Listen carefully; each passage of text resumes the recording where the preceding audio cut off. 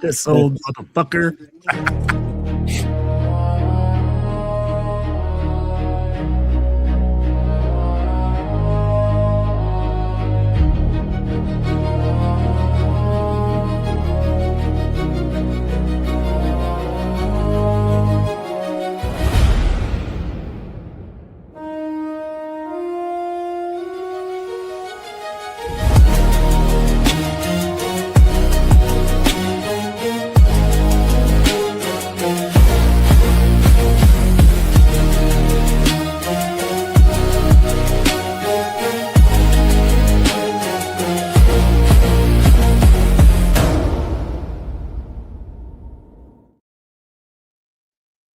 Hey, and welcome back to the most notorious podcast, baby. It's your boy, Raider Will. Hey, I'm in charge today, so the rhythm is going to be a little bit different, but I'm going to bring my two heavyweight brothers in with me, man. I'm going to bring my boy. Hey, the first one's going to be, I got my boy, 401 Raider Jeff in the building, baby. Let's go.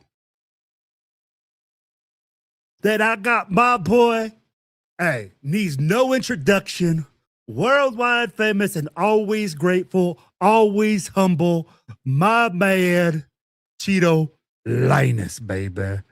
What's cracking, Cheeto? Hold on. You do what Jeff's doing, you know. You're just jealous you can't grow facial hair like this. I choose not to. This is irritating enough, bro. Dude, did you get that? He called us fat. He called us his heavyweights. What the fuck? Hey, seriously? Are you bro, skinny? who said he was fat? No, I'm not. Who said Is he was lying? fat, bro? No, he's not. All right. No, here we go. I told you it's gonna be the full Will effects show tonight with the sound effects and shit. Yeah. Right, sir, Carmen. yes, sir, yes, What up, sir. girl? What up, girl? What's going on? Hey, dog. What's up with What's up, keeping us backstage and shit? Like, I don't. Hey, I had to introduce y'all, man. Hey, I'm telling y'all, man. Hey, what I love is this. When Cheeto is in the chat and he says, hey, man, somebody recognized me, and Jeff has had this happen before. They watch the podcast, and you guys are just so grateful and so thankful to have things like that. I got to keep the heavyweights in the back, bro. Oh my lord. You know, so that's why I got to bring out my 1-2 punch. Okay. You know, it's funny because shout out to Gabriel Mariachi. He came out Yes, this sir. weekend. Yeah. And then he was like, Chidolinas. I'm like, what up, man? What up? We're just talking about you. Talking And then about he goes, me. Yeah. Oh, you're cool. Stuff like that. And then he's like, oh, because Will calls me the world famous. I mean, you can call me Cheeto Linus, just don't call me the world famous Cheeto Linus. The way Will does. And he goes, oh, no, you're not world famous yet. I'm like, oh, see, I like him. That's what's up, man. Hey, let's say what's up to the chat here. We got Big Luck says late again. Hey, that's all me. No, we man. were in the back, bro. He didn't let us in. Oh, no.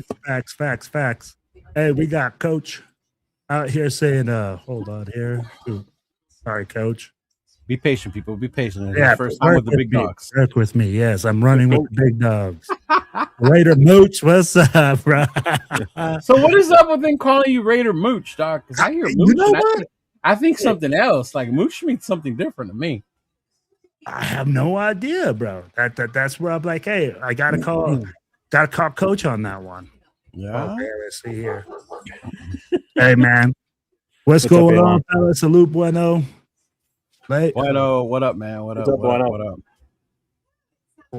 Yep. Hey, Bueno, you're in the IE, bro. How come you didn't come through, big dog? What's going on?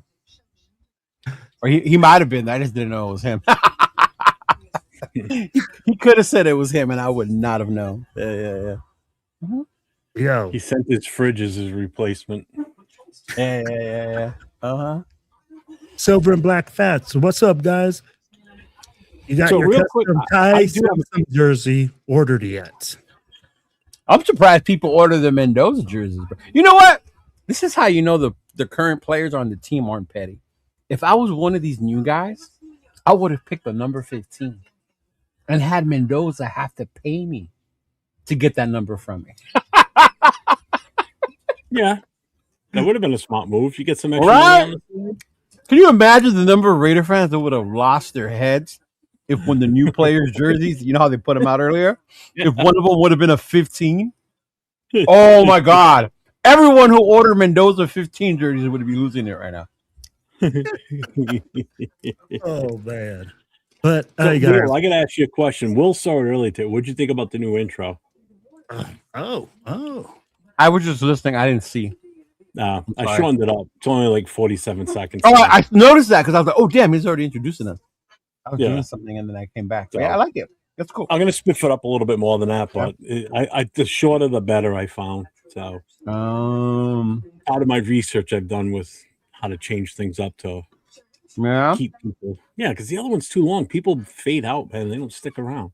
You know what? When I do it was rundown, it's a little different because people tend to come in during that time.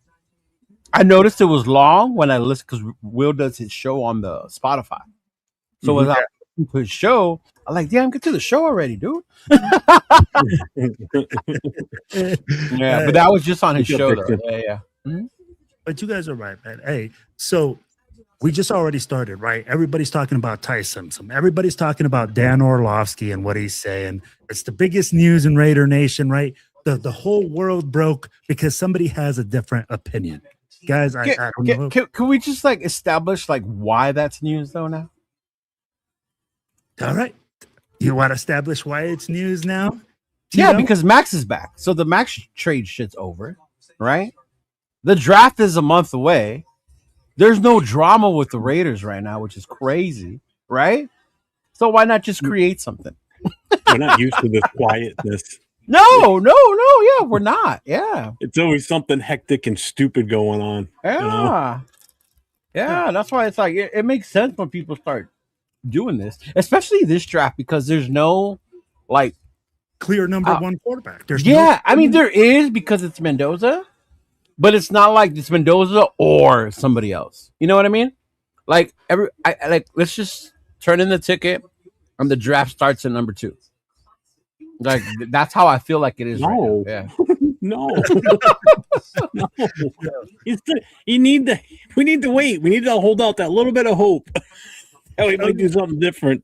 So stop it. So Jeff, and we're gonna get into it today because I do have some questions for y'all. You know, we always talked about trade back. I know you're on the trade back trade. There's a lot Train. This motherfucker's the conductor. I'm the conductor, the engine, everything. Yeah. He's the dude without a shirt shoveling the coal.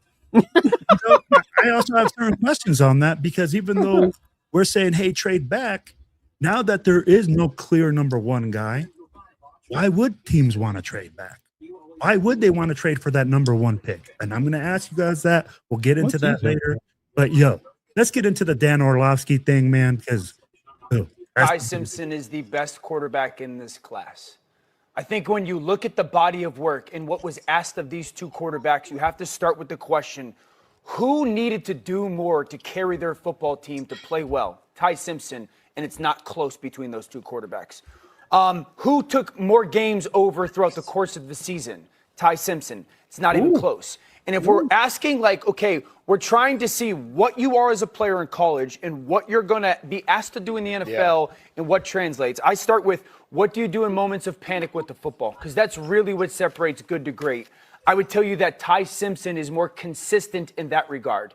There's not a ton of moments of panic out of Fernando Mendoza. And then there's moments when he immediately drops his eyes and becomes a runner. Ty Simpson more consistent in that. What guy was asked to do more NFL throws? When I say NFL throws, I'm talking 15, 20, 25-yard in routes, crossing routes, deep corner or sail routes. Ty Simpson, and it's not even close in that regard. Downfield throws, the posts and the goes, I think they're close. Mendoza throws a lot of go routes, and he's good at it, but I think they're close. RPO, get it out, that's predominantly what Mendoza's offense was. Right. And then I think throwing on the move, they're both relatively equal. So when it comes to moments of panic and big throws, real NFL throws, I think it's clearly Ty Simpson. So it is, I mean, to be clear, this will get a lot of attention that you feel this way because you are, at this point, I think, one of the most one of the people whose opinions on this stuff matter the most. And everyone has their opinion, and this is certainly going to be an unconventional one. But you're comfortable saying if you had the choice between the two of them, you would take Ty right now. I would much rather have Ty, and I like Fernando Mendoza. This is not to slight Mendoza. Yeah. I would rather have Ty Simpson at the 15 to 20 range than Fernando Mendoza at one. And it feels It's not like a that's slight the way to that Mendoza, it's the reality. Yeah. It's hard to find one game that you sit there and go, Mendoza was the best player on the field. Either team. Maybe the Ohio State Big Ten title game, and even then there's like 2 throws in that game. But you go cut on the Vandy, Missouri, Wisconsin, first Georgia game, you're going, Ty Simpson looks like the best player on the field. And the only reason Alabama's in the game. And so he just wasn't asked to do a lot. And so I think it's really hard to watch the tape from Indiana this year and sit there and go, all the things that we're going to ask the number 1 pick. The number 1 pick to do, there's just not a ton of examples of it. Let's roll the tape. You have to.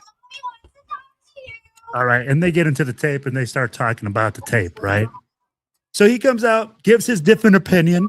Jeff's been given this opinion for the past 3 months, right? That we should have drafted In a different manner, though. in a different manner. Not actually calling for Ty Simpson as a definite bona fide I was better than gonna say. Mendoza, but more for trading back just to get more assets to increase this roster to help us going forward. That's my take on the whole thing. Let me ask you guys this. Why is it that his opinion has broken the internet, has broken Raider Nation?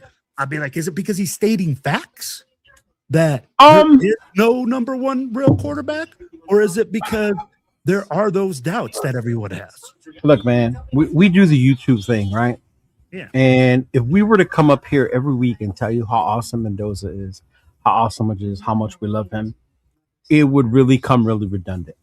What used to make this show spicy was when he had the other guy on here with us. Although sometimes he would get carried away, right? But it brings that spiciness. And there's nothing wrong with what he said, right? There's truths to it, but then I always say perspectives to it as well. Why didn't Mendoza throw that many times at Indiana? Because Indiana had a hell of a running game, right? Alabama didn't. Alabama lacked the running game. If Simpson had a running game in Alabama, it might have been a little different for him, right? It started off good for him, and then that's why he phased away. So, I mean, I think they both have their thing, but I'll say this to Orfalowski.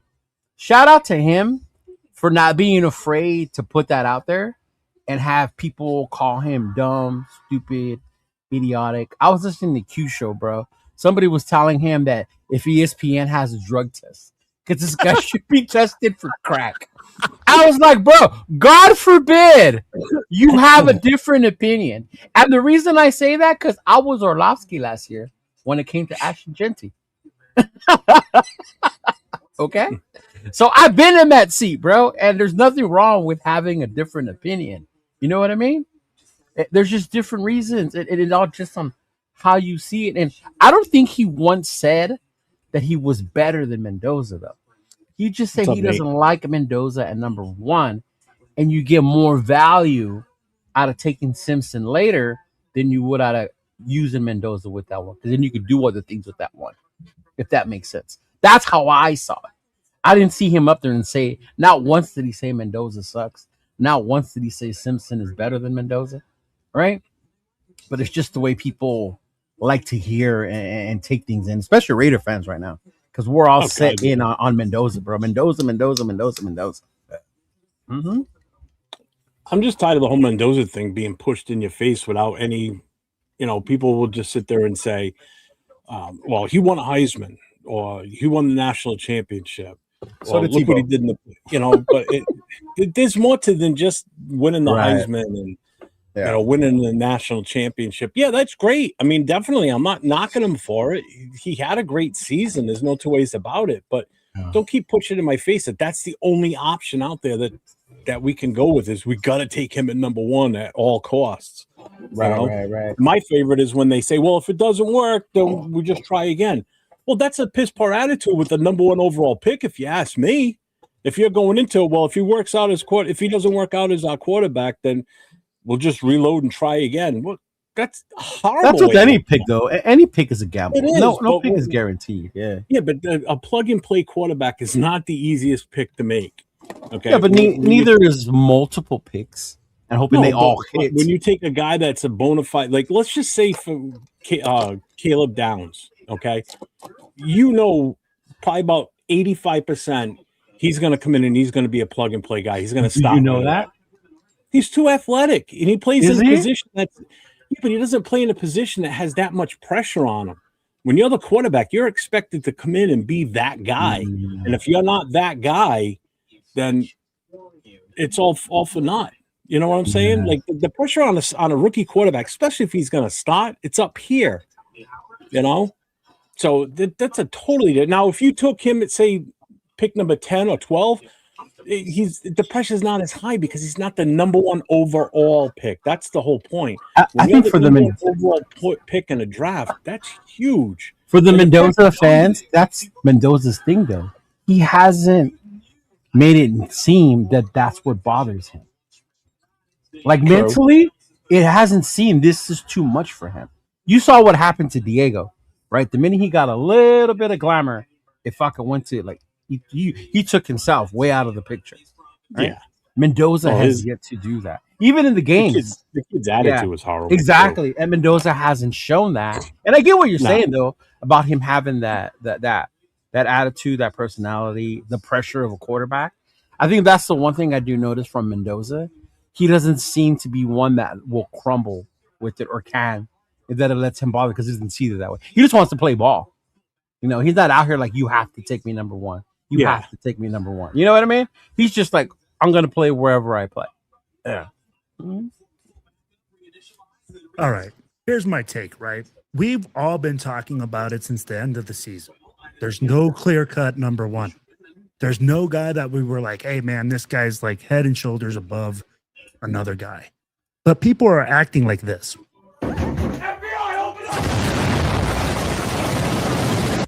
Oh my God!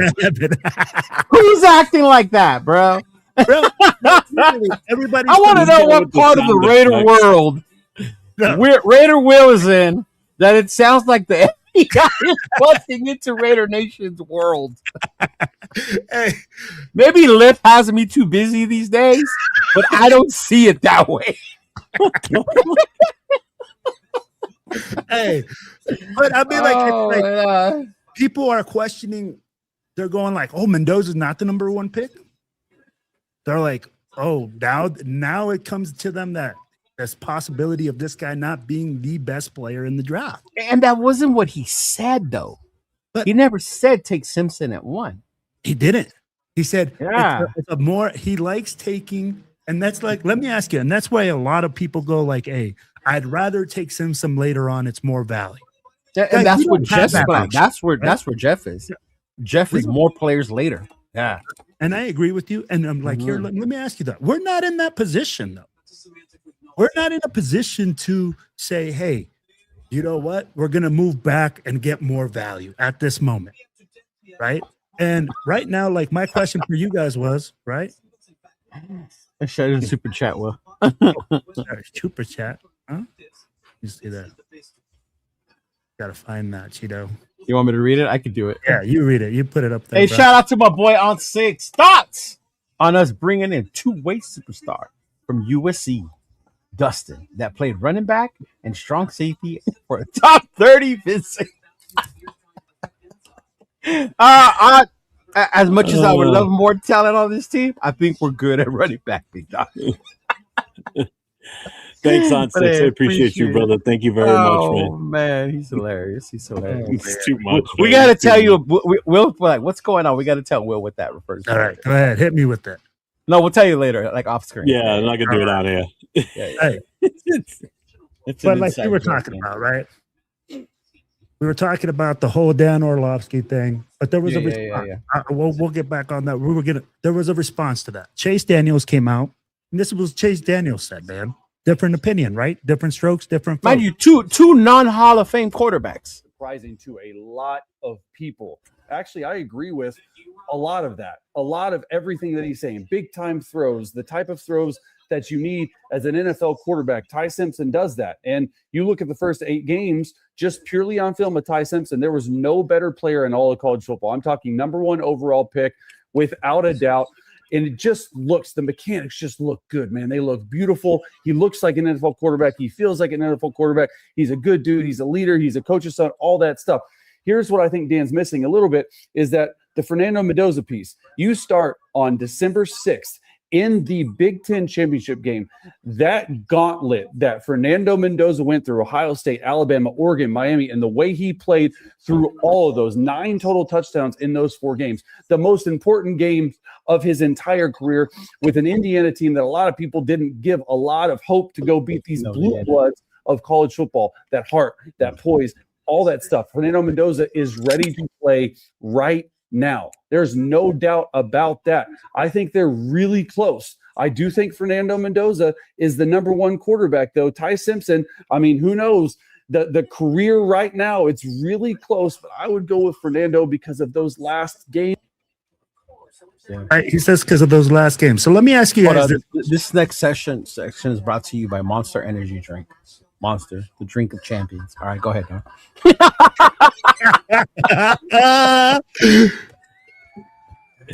Hey, go ahead, man. Go ahead. That was Chase Daniels, right? Yeah, that was Jaden Daniels, right? So that comes to my next. Daniels. Yeah. Not Jade. Is the regular season or postseason evaluation more important when you're evaluating a quarterback for you guys? Woo. Basically saying, hey, is it in prime time that you're like giving more evaluation for, or during the regular season? So, hey, Jeff, I'm going to start with you, bro. Go ahead, brother. I think it's definitely a mix of both, but you got to remember when they're in the college playoffs, they're going up against superior teams. You know, those other teams are there for a reason. You know, because don't forget, during the regular season, those schedules are made up by that school. You know, by their by their athletic directors. So they decide who they're going to play throughout the season. Obviously, they have to play teams within their own division, but they pull fluff games too. You know, so teams like Notre Dame, they set their schedule up. They have to play certain teams, but then they also throw in some other games in there where, you know, they play a much lesser competition. USC, they all do the same thing. They have to fill so many in their division. So I look at it this way. When they get to the college playoffs, the teams you're going against, again, they're there for a reason. It's much stiffer competition, and it doesn't stop the entire time from your first playoff game right up to the last championship, you know, to the championship game.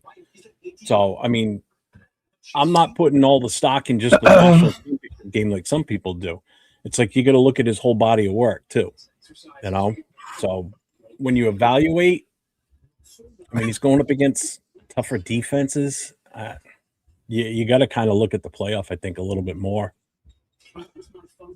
Cheeto. As a college football fan, bro, let me tell you this: college football is not the same anymore. The playoffs is a new thing. So to sit here and say we graded off the postseason, that's new. This year was the most teams that have been in the playoffs. So this is the first time you've seen someone play that many games, right? The one thing I'll say too with the schools and the thing like that, NIL has changed a lot of it. Alabama used to have the best players in the country. Alabama doesn't have the best players in the country anymore. Teams like Indiana would not have the players that they have if it wasn't for NIL. So you have to look at it a little different when it comes to that. What I've done is what I've listened to scouts, different people, when it comes to Mendoza and other quarterbacks, is see how he's improved from where he was at Cal to when he got at Indiana and what he started doing differently. Not so much the national championship run, the wins, because that's a team effort, right? As much as we want to say nobody thought Indiana was going to win, we all saw with our own eyes that was a really good team. That was a way better team than any of us thought when they started playing football. Like, that defense was knocking people the way I didn't know Indiana could, right? But I will say that you just look at how they perform in big time situations. Look at Dante Moore, and he's come out and said that he's had like not mental health issues, but it was more of a confidence problem after that championship game. But he's only 20 years old. So you get to see the maturity in them. What happens when they go to different programs? Do they adapt easily when they go to a different program, right? At Cal, Mendoza was a gunslinger. Why didn't most of us not know him at Cal? Because I'm in the West Coast. So unless you stayed up 7, 9 o'clock at night to watch Cal Bear games, you had no idea that Cal was playing. And that's the thing with college football. We just see the national primetime games as the ones that you see, right? So you really have to dig deep into where they were, who they do, who they played with, how they adapt, right? One of the greatest arms that I think in college football, his name is Nico, transferred from Tennessee to UCLA, has completely disappeared, bro, because there's no talent around him. There's no coaching. There's nothing, and he's fallen victim to that. Doesn't mean the kid doesn't have talent. And then you look at someone like Fernando. Fernando went to Indiana, Coach Signetti, a good program, up and coming program. This isn't their first year. They made the playoff last year. Last year, the greatest team in the nation, Notre Dame, knocked them out. What? You knew he was going to get something in there for Notre Dame. But, I think that's the thing with college now. You can't evaluate it the way we used to. Even the way we evaluate players has to start changing. Clint Kubiak said it too, right? I look at how many times these kids enter the portal. That shows me, do they want to play ball? Do they want to learn? Or are they out there chasing the bag? So all that gets looked into now when you look into evaluating talent in college, bro. It's so different now than in mine and Jeff's era. Yeah. Man, I just agree with you but for me, when you evaluate everything, right? Crunch time for me, especially crunch time situations in big time games, I do want to weigh that a little bit heavier because I'm tired of having a guy that in big time games, bro, he just breaks down and can't make it, right? Or let's say like the Derek Carr, we'd make it to the playoffs, but we ain't gonna win a game. He only made it once, but yeah, I get what you're saying. Made it to the playoffs, but we ain't gonna win a game. But mind you, he has the most comeback victories in our organization. So he does have it in him, but it's like how you're saying in the big moments. And obviously he was only there once. So yeah. So it's very difficult for me to sit here and say, hey, I want a guy to be evaluated in the regular season and say I'm going to weigh that more heavy because this league isn't built off evaluating teams and players in the regular season. It's built off championships. It's built off what you do. If you raise a Lombardi, then you're going to have that. So at the end of the day, I think that's important, man. And then you have to look at that, and I weigh that heavier. But it is, but it's not one person why these teams win a championship. 100%.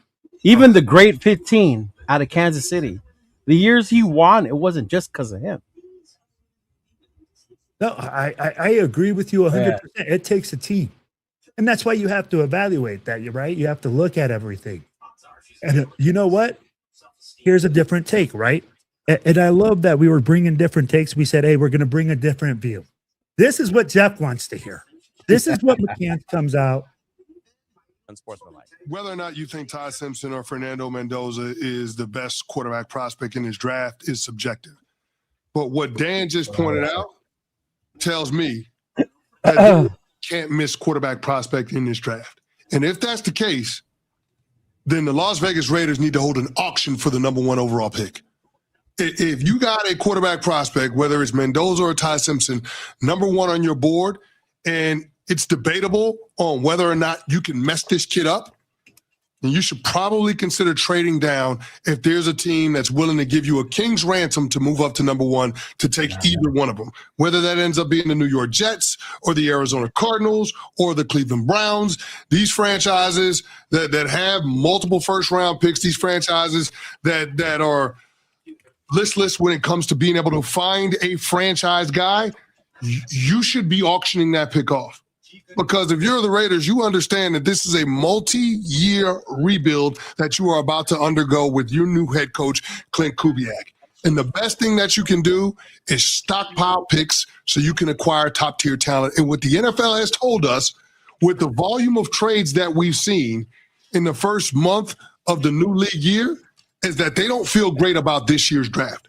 We've had 19 trades since crazy. This offseason. 19 trades, which is 3 more than any other offseason before the draft. And we still have a month to go before teams are on the clock.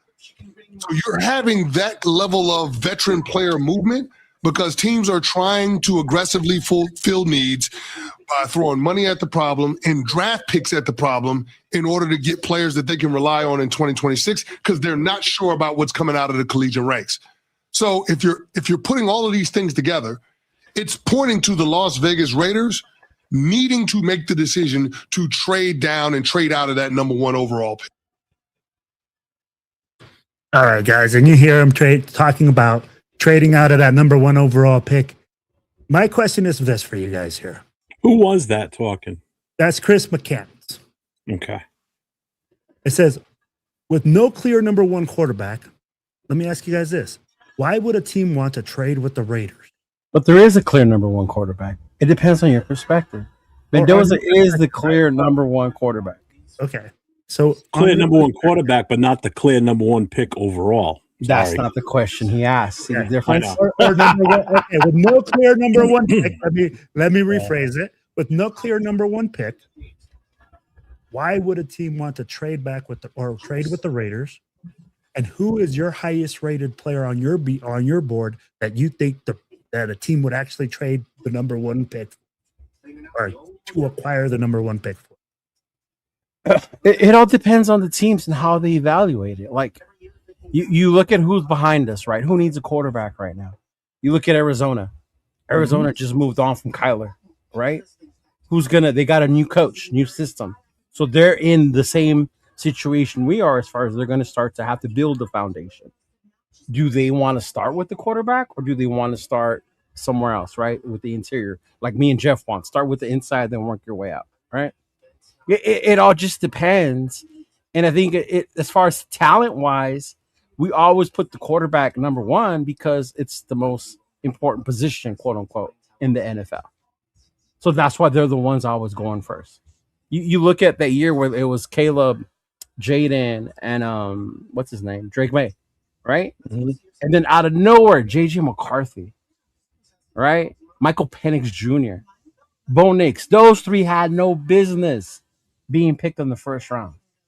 But why were they picked in the first round? It's just that teams were so desperate for quarterback. Yeah. I don't think that hasn't been a lesson learned, though, coming into this draft. Look at what Minnesota just did. They went to go grab Kyler Murray. They just signed Carson Wentz. They drafted J.J. McCarthy in the top 10, dog.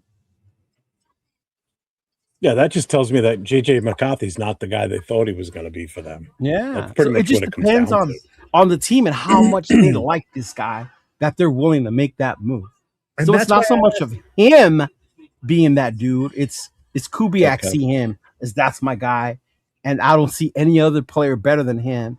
So that's why he's going number 1 or anyone else behind us. Because you could ask me like who I think the best player is, or even that year when we took Brock at 13. Brock to me was probably number 2 or 3 player in that entire draft, talent-wise. And it fell all the way to 13 is insane. Because of his position, yeah. Yep. Yeah.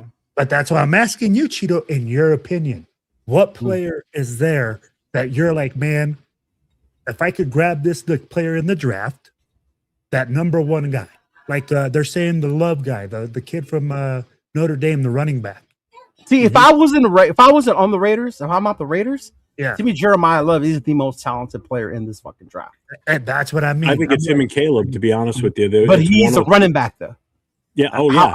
How are running backs valued in the league, right? Oh, they're only going to be here 3-4 years, then you move on. Or it's starting to come back a little bit, but it's still not like it used to be. You're right. Yeah. Caleb Downs, Jeremiah Love, Arvell Reese, right? Mm-hmm. The other linebacker, the one that went lights out at the combine, what's his name? Oh, Sonny Styles. Right now. There you go, Sonny Styles. Yeah, the tight end out of fucking Oregon. That kid is insane. That kid's insane. I am scared of that motherfucker going to Kansas City. Yep. Right? Yep. Yeah, it's crazy, bro. But the one thing I will tell you about, I think we mentioned it earlier, remember I was telling you guys about Brady, Logan Paul, and the WWE? Yeah. Don't forget that ESPN is part of that as well now. So a lot of it is a little. Why do you think they were? What's his names were on Pat McAfee show? So I'm getting a little iffy before I start taking shit out of ESPN as gospel nowadays. I haven't listened to ESPN. You know what I mean? Like, yeah, to me, it's not what it used to be. Yeah. No. Mm-hmm. Yeah. Jeff, who's that one player that you think a team will move up for, make that trade? Do you think it's Jeremiah Love? Do you think there's a guy like that? Or do you think there's going to be another team that's going to make that move for Mendoza? I in all honesty, I think it's one of two teams, possibly a third one in there that would move up for Mendoza. And it's the number 2 pick, the number 3 pick, and the number 6 pick. And that is the Jets, the Cardinals, and I think Cleveland would still do it too. Cleveland's not done trying to find a quarterback. And Cleveland has a lot of picks, right? Yes, they do. Yeah, Yes, Cleveland's they do. one of those sneaky teams. If you Yes, see they who do. they've drafted recently, and then what they have in the draft, like, bro, Mhm. like, yeah. Mm-hmm. I mean, the Cleveland has the 6, the 24, the 39. Yep. And then you could probably fleece them for a first rounder next year. All right. So Arizona's got the 3rd, the 34th, and the 65th, and you can probably pull a first rounder next year out of them. Right. The And Jets you have have the 2nd, to. and the 16th, the 33rd. So they've got 3 picks in the top 33 of this draft, and you could probably still pull a first rounder from them next year too. So you're talking the possible haul of 3 first-round draft picks coming from 2 for this year and 1 from next year. I'm sorry. He said I get my gospel from the tamale lady. My whole thing is when I look at the number 1 pick, we were given his golden ticket, basically, having that number 1 pick, because that number 1 pick is more valuable than just taking the number 1 guy overall. Right, it's valuable because of what you can do with that and turn that into even more money. Basically, I'm just equating it as money or more equity in the draft and really fill this roster with some talented guys that are going to come in and start playing pretty much right away.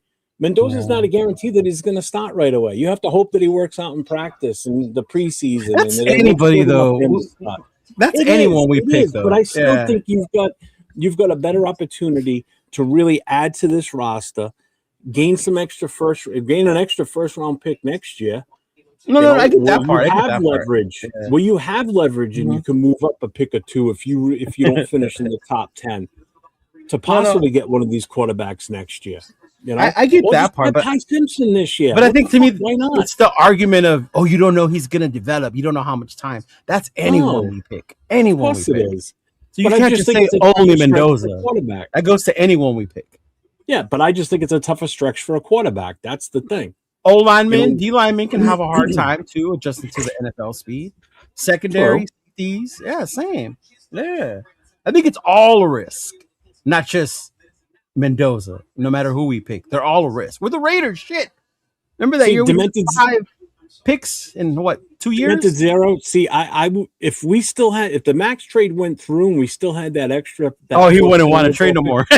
I wouldn't bother trading at that point because we've got a second pick in the first round, so we've got something that we've got for leverage. We can do something else with. We went about this 3 weeks ago, right? Yeah. If that trade went through, we'd be good. Absolutely. Yeah. Hey, exactly, Ernest. Anthony has a question. What if you trade the first pick this year and draft a quarterback next year, and the QB decides to go back to school? Then what? That's what I was telling you earlier. It's not the same college anymore. NIL has changed all that. So you can't base it off that anymore. This year was the arch draft. Yeah, well, the next year there's only 2 that you know of for sure are coming out because they don't have any more time after this coming season. And you don't even know. Look at how many Chambliss maybe. Moore can go to court and do everything that Chambliss did so he can stay in again. Remember, Chambliss had got denied and then he got approved. I thought this was Moore's last chance. I thought he was. No, they can still. Look at how many times they've been doing it. They don't have set guidelines for it. It's still they keep appealing. Yeah. Diego tried to do it again. This would have been like Diego's 8th year and shit. Yeah, but see, here's the argument. I see Nav saying, 15 starts in college. Ty Simpson was 1-0, not near enough experience. Ty Simpson was that offense. He had nothing. He's the one that was out there slinging that ball and everything. Like Mendoza didn't throw the ball for what was the stat he put up the other day? Like no more than 20 passes in a game the entire season. I think he did it maybe once. He threw for more than 20 or twice. What was that stat I sent you guys yesterday? I forget, but that's what I'm top quarterbacks drafted in the first round with less than 300 yards thrown. Yeah. Right? And who was on there? Yeah. Yeah. Absolutely. But then again, that goes back to why are you drafting him? I don't think they're looking at him. They're not drafting him thinking he's the gunslinger like Joe Burrow. They're drafting him for his intangibles, that he's a leader, that he's a winner, that he's going to be able to pick up Kubiak's system. You know what I mean? He's not being drafted because he's this gunslinging fucking quarterback that just went out there and put up insane numbers. Yeah. Here's another funny stat for you. So Navman keeps pushing this 15 thing, right? How many games did Richardson start? And Raider fans were screaming for us to get him when he came out when he was in the draft. 13. He had 13 starts, and people were all like, "We gotta get him. We gotta get him." And where is he now? He's a glorified backup right now, and they're looking to unload him. So he was the combine warrior quarterback, but everybody wanted him. Who was the other one? Jalen Milroe. The big thing was, he only had 13 games. Who was the other one? Milroe, Richardson. Did you say there Burrow? was one more. No, Milroe. Jalen Milroe. Oh, I thought you said Burrow. I'm like, what? Mm-hmm. Yeah. Mm-hmm. All right, guys. Here's the thing. It says trading back would only make sense if we had extra picks from the max trade. That's what I was referring to. See, and I think that's what people did when they listen to that guy, when they're like, who's that guy? Chris, when he was saying his little commentary about you trade for a haul. That means you get multiple picks. You're not just trading back to move back a couple spots and add one pick. If you trade back, you're doing what Jeff said, if not more, bro. You're doing picks this year. You're doing picks 2027. Shit, you're doing picks 2028 if you can fleece the hell out of them, right? You asked for 3 number ones. And if they counter with 2, then hey, we're at 2. You know? You ask for a haul. You just don't do it just because I don't like this guy at 1, so I'm going to trade back to get 1 or 2 extra picks for my value. Like, nah, this is the number 1 pick. You're talking about value, then you need to get the most out of it. You're not just doing it just to do it. That's dumb. If you're going to trade back, then you need to do it for a haul, bro. Multiple first rounders, second rounders, third rounders, right? Or even multiple picks and a player, right? Some bullshit like that, right? What's the guy's name from the movie Draft Day, Jeff? And Will Putnam just because I fucking said so? Or what's his name? You know what I'm talking about? Bo Callahan. Is that yeah. But remember they end up trading and then they throw in like a special teams player just because I fucking said so. Yeah, just because I said so. You pancake eating motherfucker. Yeah, you. That's what you do if you're gonna trade back from that shit. Yeah, you don't do it just to trade. I think that's people get it twisted. Like if I say trade back or if Jeff says trade back, it's not just to not get the guy, but it's to get multiple picks for it and value picks. Here's the funny thing. What if somebody like Arizona wants to move up and they don't take Mendoza and we still get those draft picks because they want to take somebody? That's what I mean. That would be on them. You don't know. What if they want to take somebody like Reese? And guess what? If we swap at Arizona, we end up with the 3 and say the Jets don't take him, guess what? We could still get him at that point. Yeah. But look what we landed too on top of that. That's the whole point. You don't know what those other teams that you're going to trade with are going to do. No, the whole thing is they're taking the number 1 for Mendoza, but other teams might not have him on the board as the overall number 1 player also. Yeah. You know? He's number 1 on our board because we need a quarterback. That's pretty much it. You know? But I just love it when people say, we take Mendoza because some people think there's other quarterbacks in this draft. You don't have to take the first one just because he's there and because he's supposedly that guy. See, look, 805. Trading back only makes sense when the prospect isn't worth the number 1 overall pick. And here we sit. What up, fellas? And you know what? That makes the most sense, Will, if you think about it? The Caleb, Jaden, Drake May draft. there were reports they were offered multiple first round picks, right? But those 3 teams did not budge. Why? Because in their mind, those prospects made sense to take. You do not move off of prospects like that, right? Yeah. Agreed. Yeah. I would if we had the number 1, and no matter, you could have offered me the world for Jaden Daniels for that number 1 pick, and I wouldn't have budged. Right? Him hands down. Hands down, I would have taken him. The only downside is the coach at the time would have fucking ruined him. And it's crazy because I heard someone say that if the coach at the time would have had control over him, he would have gave up too much just to get Daniel. He would have gave up more than Ditka did for Ricky Williams, probably. Yeah. Because he wanted him that bad. Yeah. Because you can't be that way either, right? You can't just put all your shit on. Like, I want this guy, and I don't care what I give up for him. Because then you trade away your future. Is Jaden Daniels really worth 7 picks? To me, I don't think it's hard for me to say any QB is worth that many picks if you're not already winning, right? I don't think any play is worth. That's your future, bro. Yeah, I mean, like that was the Ricky Williams trade, if you guys remember. Yeah. And that wasn't worth it. And I thought Ricky Williams was fucking amazing. But when I saw that Ditka did that, I'm like, this dude's insane. Yeah. Traded your entire draft class, bro. Yeah. That LB Raider said, what did he say? Caleb Williams is worth it. Yeah, see, I figured he would say that. He's USC. Right? And I love Caleb coming out of college. Do not get me wrong. We won against that motherfucker multiple times. And even the year Notre Dame beat him, I still knew that dude was a fucking dog. Yeah. But, I also got Mel Kiper's take on this. I'm going to give you guys Mel Kiper. Mel Kiper Jr. And then Trent Dilfer, y'all. So, hold on.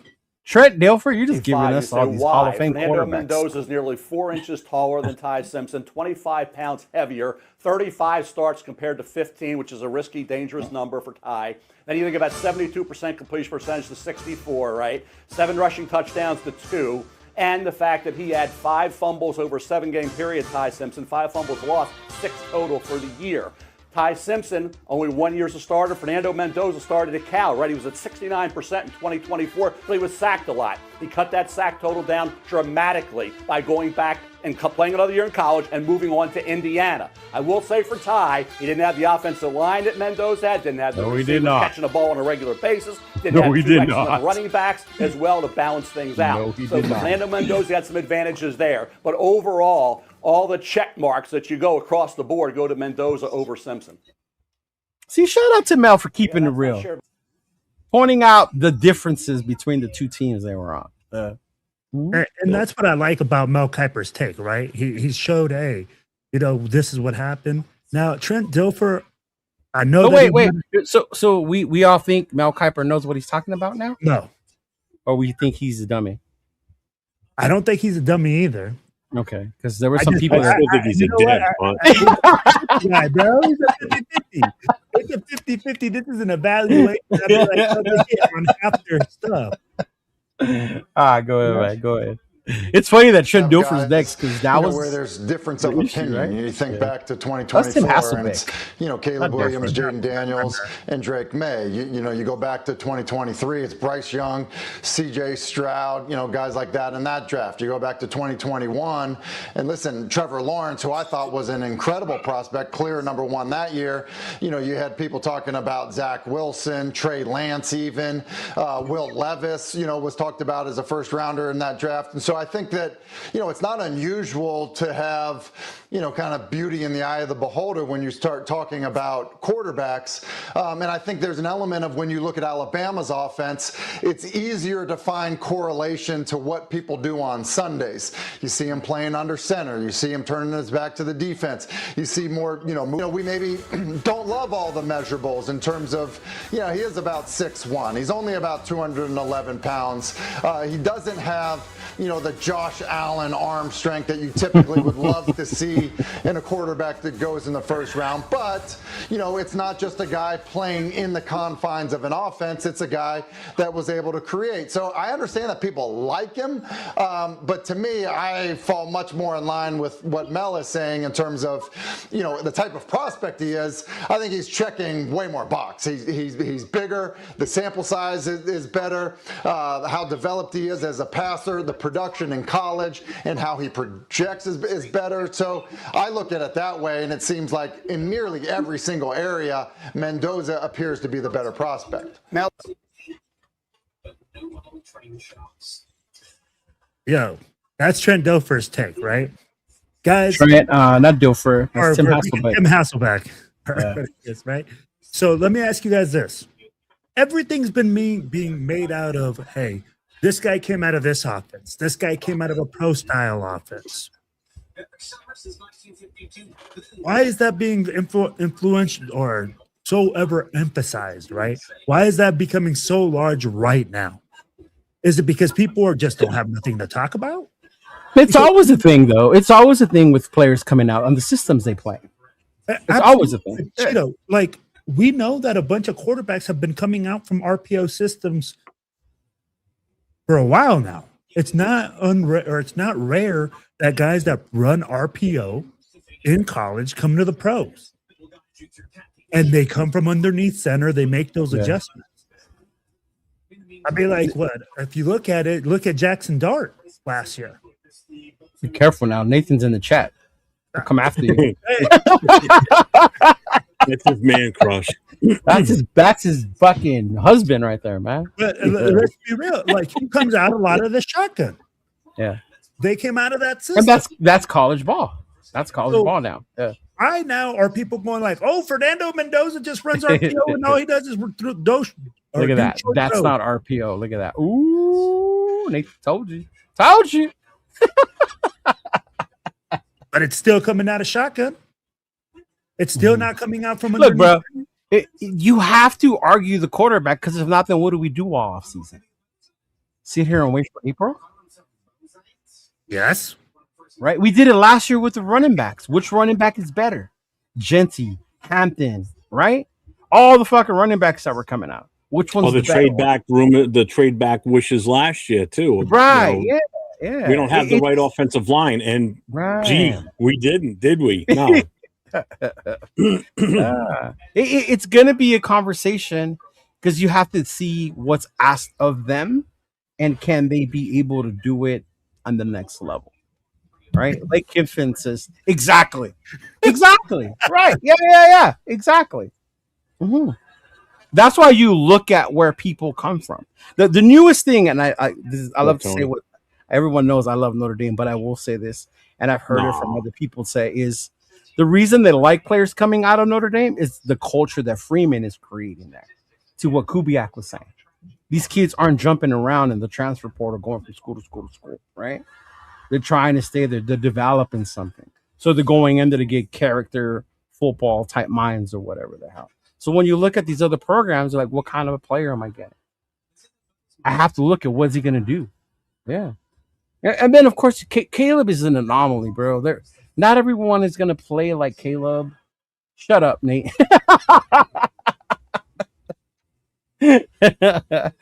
Wow. The culture that owns USC right now. So, yeah. Culture. He's the USC fan. Yeah. Yeah, of course they're going to compare them, but you're going to. Why wouldn't you? I would hope that Spytech and all of them are doing the same. Because you know what happens when you don't compare and you don't evaluate? You end up drafting Jamarcus Russell without saying we didn't know all that about him. Yeah. When if they would have did their digging, they would have known that this dude does not do the work it takes to excel on the next level. That's why you have to compare. That's why you have to dig into all these other bullshit things like that. And not just be all easy consensus. Yeah. When is did Ty Simpson already have his pro day? I believe Alabama has it. Did they have it, or is it this week? Yeah, no, it's this week. It's this week. They Yeah, haven't. this week. Yeah. Well, and I see people in the chat saying like, it's ESPN and so and so and so and so creating this and everything. And that's what we're going to result this, that all of a sudden now there's there's another quarterback being talked about because these channels want to bring this up, blah blah. I don't think you're going to remember. So you've got his pro day. Mendoza's coming on April 1st. You got Alabama's coming up soon. So they're the legitimate 1 and 2 quarterbacks in this coming draft. So they're just adding to the hype because listen, there's going to be some competition. There's nothing else out there right now for these 2 quarterbacks. One didn't even partake in the fucking the combine, right? So one did absolutely nothing other than talk to people.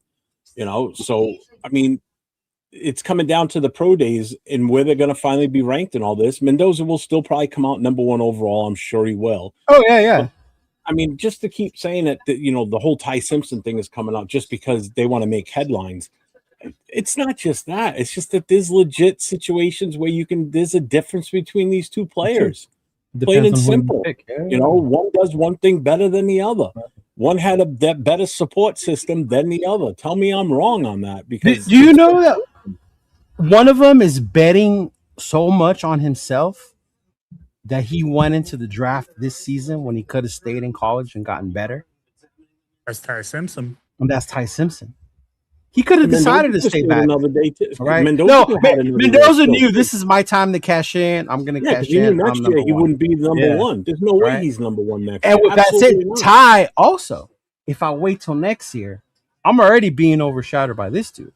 There's less quarterbacks this draft. If I come out this draft, the likelihood of me going in the first round is higher than if I was to come out next year with these quote unquote next draft class. And I say it like that because you don't know. People can blow ACLs, they can tore MCLs, they can decide to stay again. We're gonna run it one more time, right? Dante Moore, we're gonna run it again.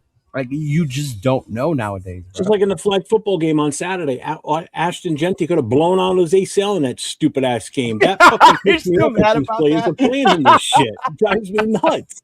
It's like, why are you letting your franchise running back out there and playing this goddamn game? Tom Brady and all the retired players, you want to go play? Go for it. Have fun. Leave the fucking coverage. Shout out to Team USA, dog, for fucking reminding these NFL players that flag football is a different sport. Although my owner Brady looked good out there, I'm just saying, dog. Like, you look good out there. I'm just saying. No. And the other thing too is, Indiana did have a better offensive line than Alabama. They had a better defense too. Indiana's defense was no slouch. Yeah. Their running game was phenomenal. How did that happen, Jeff? How did Indiana end up with a line like that or a defense like that? Yeah, because of the portal, NIL, the whole 9 yards. Is that what you're getting at? Yeah. I mean, that guy knew how to circumnavigate the portal and to build. He built a team, is what he did. Where did their center come from? Notre Dame. Notre Dame. Yeah. Let me ask you guys this. That this guy did a great job of building on a team. He comes in there and a great job being the quarterback for that great team, right? He wins the national championship because that's what you got to do. Then why is that being held against him? Why is it because it's not being held against him, but all I see is don't hold it against him, but hold that as the only reason to draft him. Yep. Correct. If I ask you why do you want Mendoza and your only reason is because they won undefeated and he won the Natty and he's the Heisman, I'm gonna tell you to come at me better.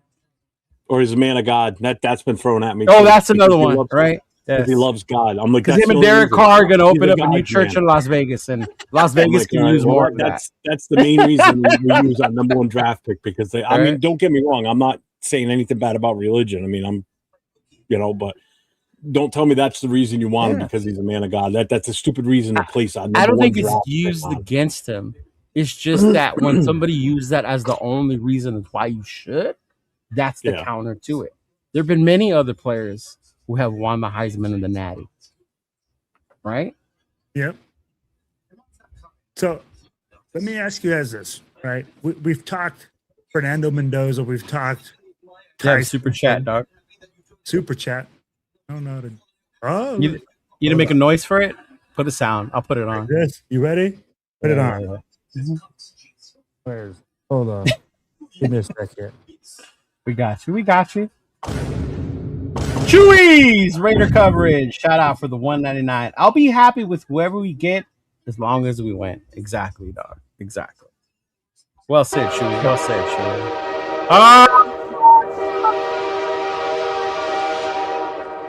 Thank you, Chewy. Appreciate you, brother. Oh my God. He said Mendoza lets Jesus call. Yeah. But hey, oh my God. Well, great. Like, see? Mendoza. Oh my God. Ty Simpson, right? We've talked Mendoza, Ty Simpson, guys. I want your guys' draft strategy for the offensive needs that we have.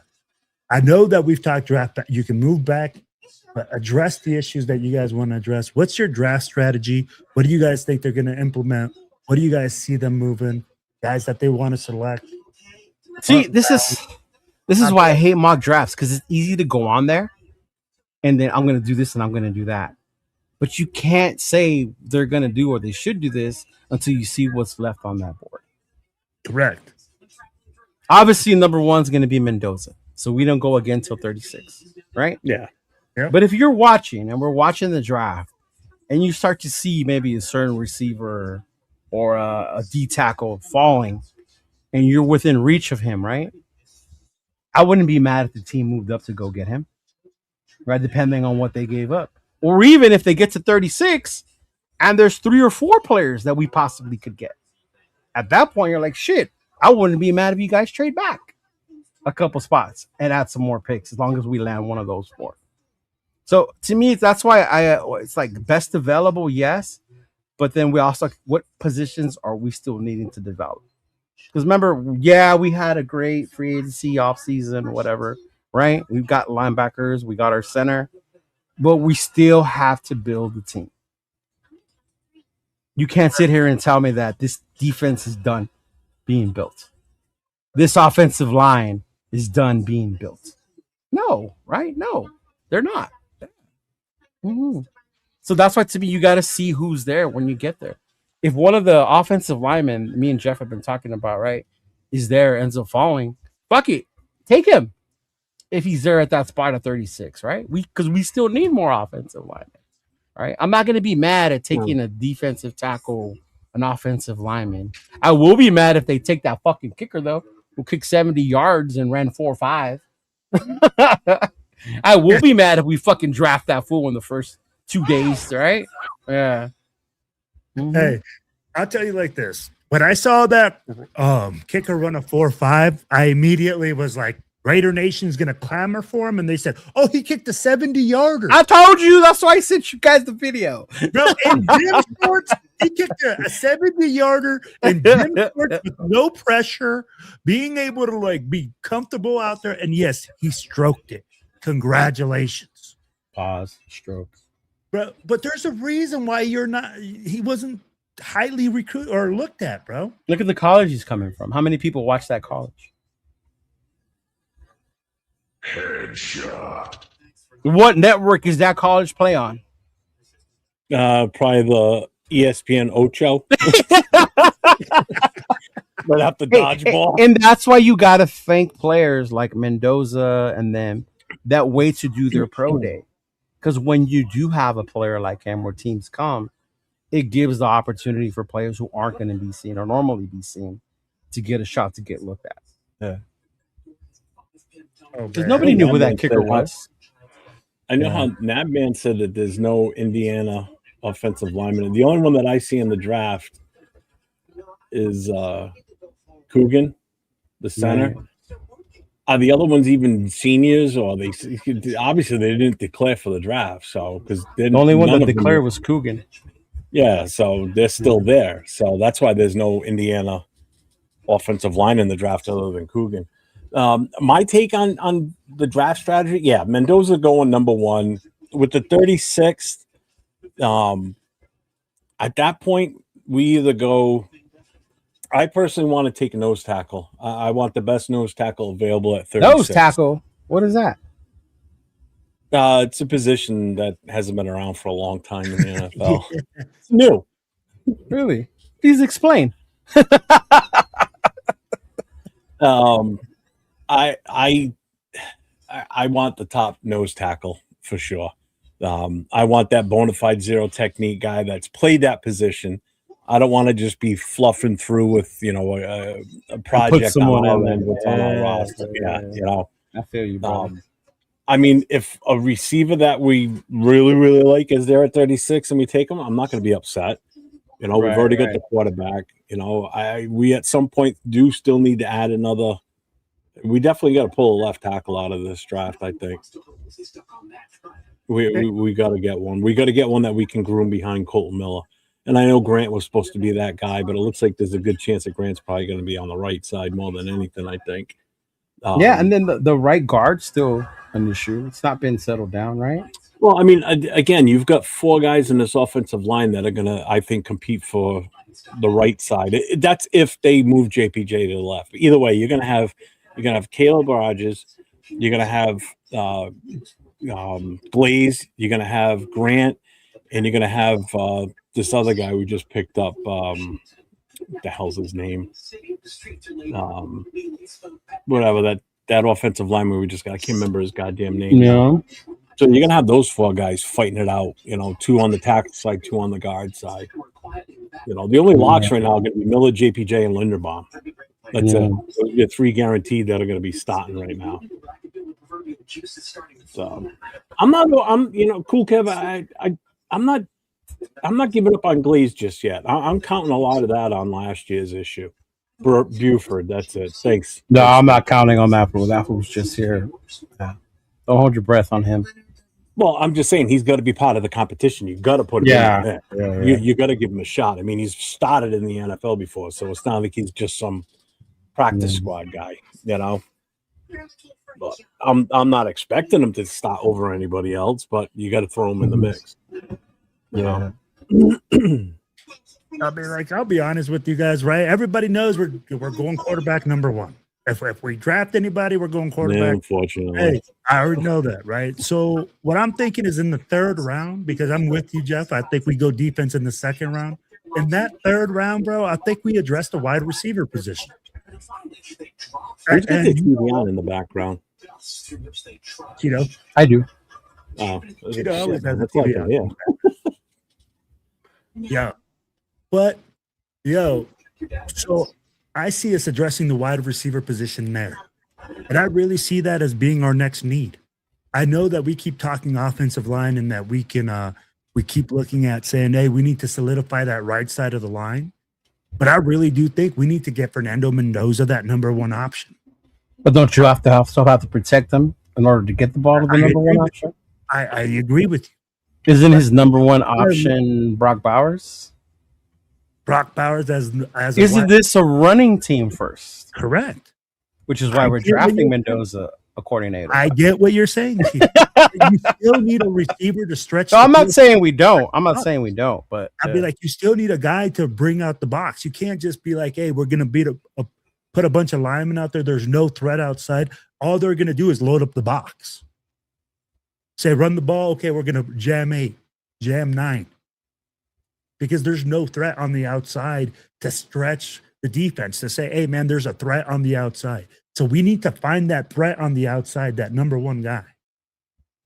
Oh, hold on. Here we go. Tyson, or 805 says, Jesus, Ty Simpson is the best quarterback in this draft and the most pro-ready. I know people like the shiny object. So, answer me this. Doesn't lie. So, if there's some fools in the chat calling Orlovsky an idiot and stupid, why aren't y'all telling 805 the same when he's saying that Ty Simpson is the best quarterback in this draft?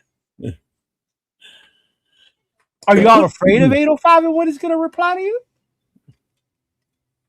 Because there are some people earlier that were saying Orlovsky's stupid. He's washed. Nobody believes ESPN. 805 has been saying this shit before Orlovsky came out. So as he was saying it, I was like, I wonder if this fool saw 805 channel. Some of it sounded just like what 805 has been saying. Right? Yeah. Oh, like baby. All of a sudden, right? I love you, Paul. I love you. Bob. It's That's Bob. my dog. Oh, I love you, Bob. I love you, Bob. That's my dog. That's my dog.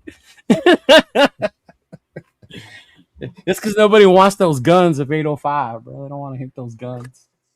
Oh my God. Yeah. No, I hear you on wide receiver, dog. And I think that's why it goes to what Jeff has been saying. Because we have so many needs. We need a wide receiver. We need a beefing up the inside defense. Need a corner, too. We need a fucking offensive line. We need a shutdown corner. We need a ball hawking safety. Right? But there's only so much you two can positions do. in the top 10 that have covered both of those, right? If I'm not mistaken, let's see. A safety. Yep, Right. Caleb Downs. Let's see. Corner. Yeah, there's another one of them, too, in the first. Right. And what happened to the next Calvin Johnson and Megatron on our team? Did we give up on him already? Yeah. Was it Gino's fault that he can't run routes? Yeah. So I'll put it like this, right? This is where it's so difficult because people are saying, hey, in the third round, what do you do? Yeah. We draft all the Indiana guys. Bench? Hey, do you believe draft everybody from Indiana? Is he going to step up? Look, and that's why when you ask me, that's why I say you take best available based on the value. If we're at 36 and there's a wide receiver that fell, say like Boston, that had no business falling to us in the second round, then you take that motherfucker at 36 because he is one of the needs we have, right? If there's a D tackle that's more valuable in the Jason, more of a higher prospect than the wide receivers that are left, Boston's gone, right? Boston's gone. Maybe Jacoby Land and Malachi Fields are the ones left, and Jacob Rodriguez is still out there. But then you have this D tackle that's rated higher. Well, then you go get the defensive tackle. That's why I said it depends on the best available player that's there at the board when it's our turn to pick. Because it's easy to say, go get the best receiver at 36. Go get the best receiver at 60-something. But if you're looking at that board and you have a dude of value that fell to you, the way we did for the way that Brock fell to us, then you fucking jump on it. Nah, dude, he could just meet me at the tavern. He knows which one. I can't blow up the spot and tell people where, though. Yeah, because you know, I mean, some teams are going to do some stupid shit and players are going to fall. bro. Fine, you know, there's a better chance for us to get better players at that number 36 pick. Schwessinger last year when he fell to the second round, dude. Schwessinger fell to the second round last year. Will Johnson fell to the second round last year. Will. You just don't know, bro. You just don't know. That's why I say it's hard to zero in on a position this round, a position that round. I get what you're saying, though, because we need a wide receiver. You don't know what's going to be there. You don't know what's going to be there. For me, the reason I say like, and that's why nerds like me and Jeff love to watch the draft. You go BPA, right? It's like a game. BPA. But here's the thing. If you got, like, let's say that nose guard, right? Because we're going to go BPA, and there's going to be like a nose guard in a corner that you see are very, like, similar, like neck and neck, let's say, right? Where are you going to lean to? Like, let's say if it's in the second round, we picked up we got a quarterback, right? Let's say we pick up a nose tackle, a wide receiver, and a cornerback come up. But what wide receiver? That's the thing. Last year when we traded back, I was cool with it. And then I saw the wide receiver they picked and I lost my fucking mind. Why are we taking Josh Beck in the second fucking round? Ask 805. He said the same thing. He looked dead at me. And he said, Leo, I hope this is not just a feel-good story. Right? And let me ask you guys this. Is there anybody on the roster, do you guys feel like that there's going to be a step up from anybody on the roster as a wide receiver to fill up any roles? I'd be like, we always talk about, hey, you know, we got a lot of potential on this team. We always draft potential, right? Thornton was potential. 6'4", freaking runs like the wind. Can't catch a fucking cold. Jack, but he's tall and fast, right? Go deep. It's like just swing it up. Don't count on to go past the 40, though. All right. Exactly. So that's where I go. Like, is there any player on this roster currently that can step up and fill any role like that? You know, that you could see saying, "Hey, you know what? He's going to flourish in the." I think the linemen. the O-line. I agree with that. I agree with that. That's actually 100% factual, I think. Yeah. I mean, like with them working with Rick Dennison and just bringing in a coach like that. Yeah, I think Grant, JPJ, knowing what his position is, right? Yeah, and not being dicked around like last year. Right. I think they're the ones who could step up and hopefully fill those fucking roles, right? Yeah, them. What's his name is my favorite. Jonah. I think Jonah's gonna fucking continue to develop, bro, and become a lot better than keep coming a lot better. I liked what I saw with Jonah last year. Yeah. Adam Butler, 805's dude, right? He still hasn't reached his peak, right? 805 can continue. He never will. But yeah, dudes like that, bro. The emergence of I'm praying Malcolm, year 2 off the injury, right? Year 2 off the injury. Hopefully Malcolm gets back into form, right? No, see, there's positive, and then there's La La Land. And a lot of times the nation tends to live in La La Land, where every year is our year, and we have to start being real about it and address shit for what it is. No, right. You're absolutely right. And I'd be like, we got to keep it a spade. I mean, like, there's no negativity here. I'd be like, we're saying, hey, we have issues to address, but we see, and I mean, like right now, we just talked about what players do we see becoming more successful? Yeah, stepping up into bigger roles, getting better, right? Michael Mayer with the with Kubiak, hopefully, using him correctly. That's another one. I think Genty's gonna have a killer year too. And that's Jeff. Jeff doesn't like him. I think Jeff hates him more than I do, probably. No, I don't. Again, put words in my mouth. I never said that last year. I just didn't think that the offensive line was not ready for that kid's talent. And I was right, because the offensive line couldn't even block for themselves, let alone for a freaking superstar running back coming out of college that we took at number 6. That was a wasted rookie year for him last year, as far as I'm concerned. He didn't even come close to his full potential. We still don't even know what it is in the NFL. Yeah, no, he definitely We're going to hopefully see that this year because of the way that this offensive line is going to be built and coached. We're going to see a better result. Yeah, we're going to see Mendoza hand off that ball like an elite quarterback, like 805 said, handing it off, because number one, we ain't got receivers to throw the damn ball to, right? Other than Brock Bowers, and he's going to be handing that ball off left and right to Genty. I'm telling you, it's going to be a run-first offense, plain and simple. The other thing too, everybody's going to be like, "Oh, Mendoza was great this year." Yeah, because guess what? He had a supporting cast and a running back next to him that can run the fucking ball, and a tight end that can catch anything you throw within the vicinity of his hands. Right. So yeah, he's still not a superstar. He's not flinging it 40 yards. He's not winning games for you. You know who's winning your games? Your tight end and your running back. That's who's going to be winning the games for you. It's going to be those two guys in your offensive line. It's not going to be a quarterback. I'm sorry, folks. Not going to happen. I just don't see it happening that way. Offensive line and the running game. And I agree with you. But you know what? I don't think that's a bad thing. Peyton Manning started the same way. It's not, but that's not what you're drafting him for at number 1 overall. But you're not drafting Peyton Manning either, bro. So relax. No. Yeah. But don't say that like you're drafting him. Yeah. Careful when you name drop. The 4th round to hand the ball off to Genty. Look, bro. Like, Jesus. I'm not saying that he is Peyton Manning. I'm just saying a lot of other quarterbacks that have come out that have high names and that they handed off the football. They all started like that. A big Joe Montana, freaking John Elway, all those guys handed off the football. I think the only one that didn't was Dan Marino, that came out there slinging the football straight out of like college. And how many Super Bowls did he get to? 0. 1. Come on, Will. Or no, how many did he win? 0. How many did he get to? He got to 1. I think he got one his rookie year, right? Or was it his second? Dan Marino? And never won. His rookie year, never saw it again. Didn't even sniff it. Hey, 805 is talking about a guy that's going to be a steal at 36 with a hurt foot, but talking about a hurt foot. Christian Wilkins, guys, has come back out saying that he's available to be picked up. He's ready to play, but he's still nursing back his injured foot 2 years later, or a year and a half later, or whatever it is now.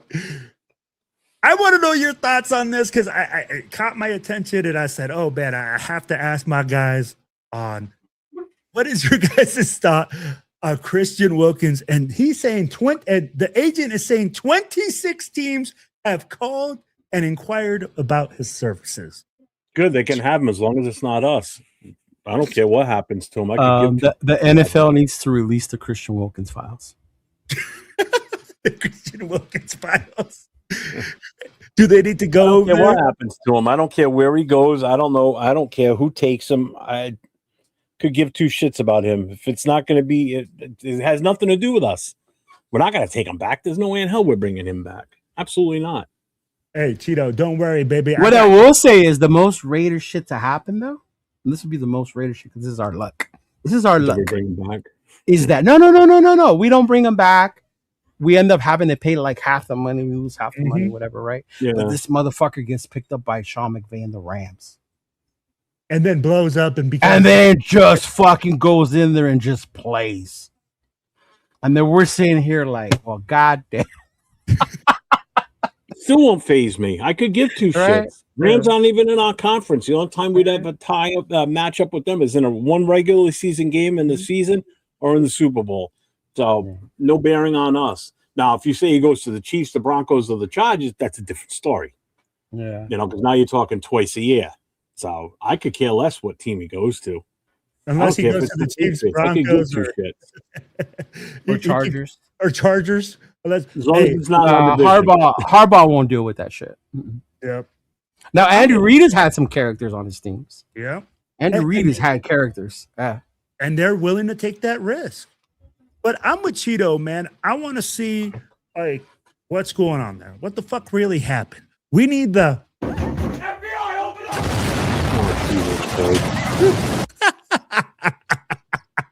to come up and blow that up and figure that out. But hey, like I said, it just caught my attention, fellas. Guys, if you guys look at it right now, right? We had a great free agency. I mean, lots of great names that were signed, lots of big players. I want to know who's lots. 3? Well, 3 big players. Yeah, we said. I'd be like, hey.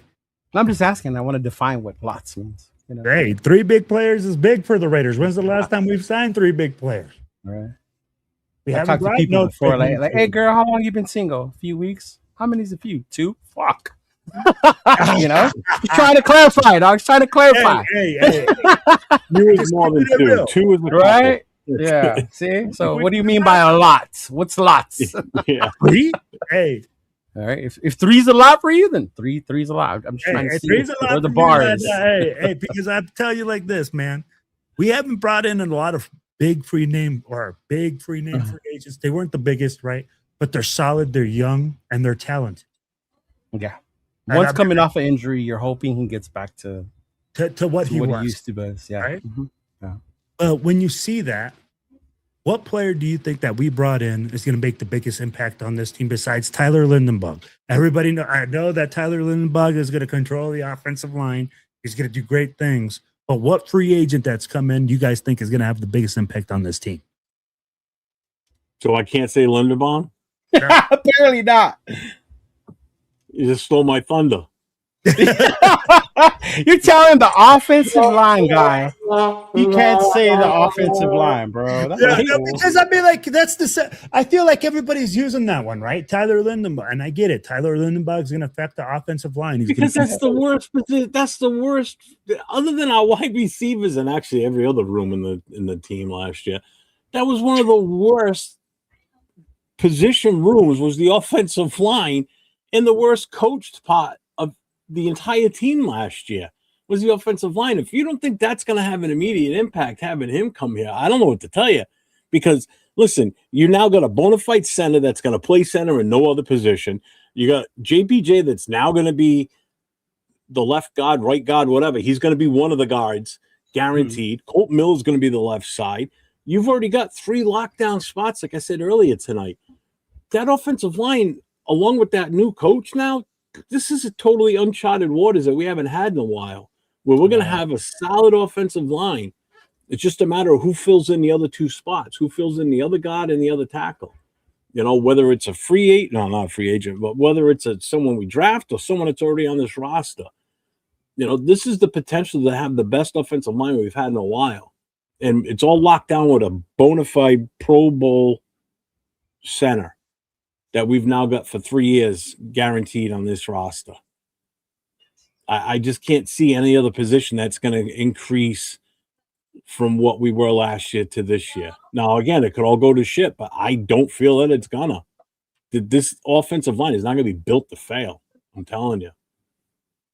I agree with you, and that's why I got to say offensive line. I got to say that center position was huge because I think he gets JPJ's head straight again. All right. Now that we talked about Tyler Linderbaum, right? Now let me ask you this then, Jeff. Who's the second most impactful free agent that you think we signed besides Tyler Linderbaum? You asking me or Leo? You, Jeff. Me? Yeah. I'm kind of a homer. I would have to say Kwity Paye because now I think it's a bona fide edge. I was waiting for you to say Kwity Paye. A bona fide edge guy we haven't had. We haven't had a guy of his talent on a play opposite of Max yet. So now you've got a legit edge guy. That's got some power, got some speed, can play the damn game. The linebackers are too easy because those two guys are going to huge upgrade from what we had last year. But having a kid like Kwity Paye on the opposite side of Max, that's massive. Absolutely tremendous having that. So I'm going with him. All right. Cheeto, besides Tyler Linderbaum, who is the second highest free agent? I don't even think it's Tyler, bro. I'm going to throw it differently. I think it's the coaching. That's what's going to make the big difference. Wow. The fact that they brought in Kubiak, the fact that he brought his offensive line coach, I think that's what's going to make this big difference because now you have someone who's not here dicking around, not throwing people's elbows at players, and we're out having fun. We're here to compete, fucking with people's minds. Like the dude's here on business, football business only, and that's what Kubiak has laid out so far. The cuffs are off of Spytek, right? No longer do I have to bow down or do what this fucking senior old man wants me to do because he's been in the league for so long, right? His kids are not fucking here anymore. Our linemen are watching YouTube tutorial videos on how to block Khalil Mack, right? With the GM. With the GM, no less, too. Mm-hmm. So yeah, to me, it's the coaching. The fact that we switched to a coaching staff that seems serious. And I know a lot of teams were freaking out. A lot of people were freaking out. Oh, we're waiting to the end. We're going to end up with nobody. This is what happens when you wait. No. They knew what they were going to get. They waited because they knew this dude was going to come here. And shout out to Spytek for having the balls to do that. Right? Because so many people were saying, you can't wait for him. As each fucking week it went by, right? Oh, the Seahawks are still in it. The Seahawks are still in it. Oh, now we got to wait till the Super Bowl. Now we got to wait. They were chilling. There was talks of Webb. Mincer was gone. All these other coaches started going somewhere else. Who were the Raiders going to end up with? And they didn't fucking flinch, bro. They knew once that Super Bowl was going to happen, they knew who this dude was going to be. And it was him. Yeah. Yeah, and it was pretty much already out in the air before the Super Bowl even happened. Yeah. So everybody knew he was coming here. So he's coming. Yeah. You know what, though, too? Shout out to Spytek being able to finally do his job this year, man. That's what I'm saying. They took the job at it. The Carol cuffs are off, bro. Yeah. Damn, Cheeto, bro. Damn you thank you for whooping that ass because I didn't even think about that answer. On that I was like, what the fuck is this? Hey, I was like, what kind of shit did this become? When I think about free agency, right? And I'm like, if you really think about it, you're right. When you bring a coaching staff of this magnitude and make the changes, that's going to bring the biggest impact. No matter who we bring on the team, it doesn't matter who we bring on because now we have guys that we are looking at and we're saying that our leaders in the locker room and on the field and know what they're doing, right? That have experience, that the guys in the locker, no matter who comes in, is going to look at them and say, hey, man, I know that you know what you're talking about. I know that you can coach me up and make me a better player. Right. Which makes a huge difference. Dixon.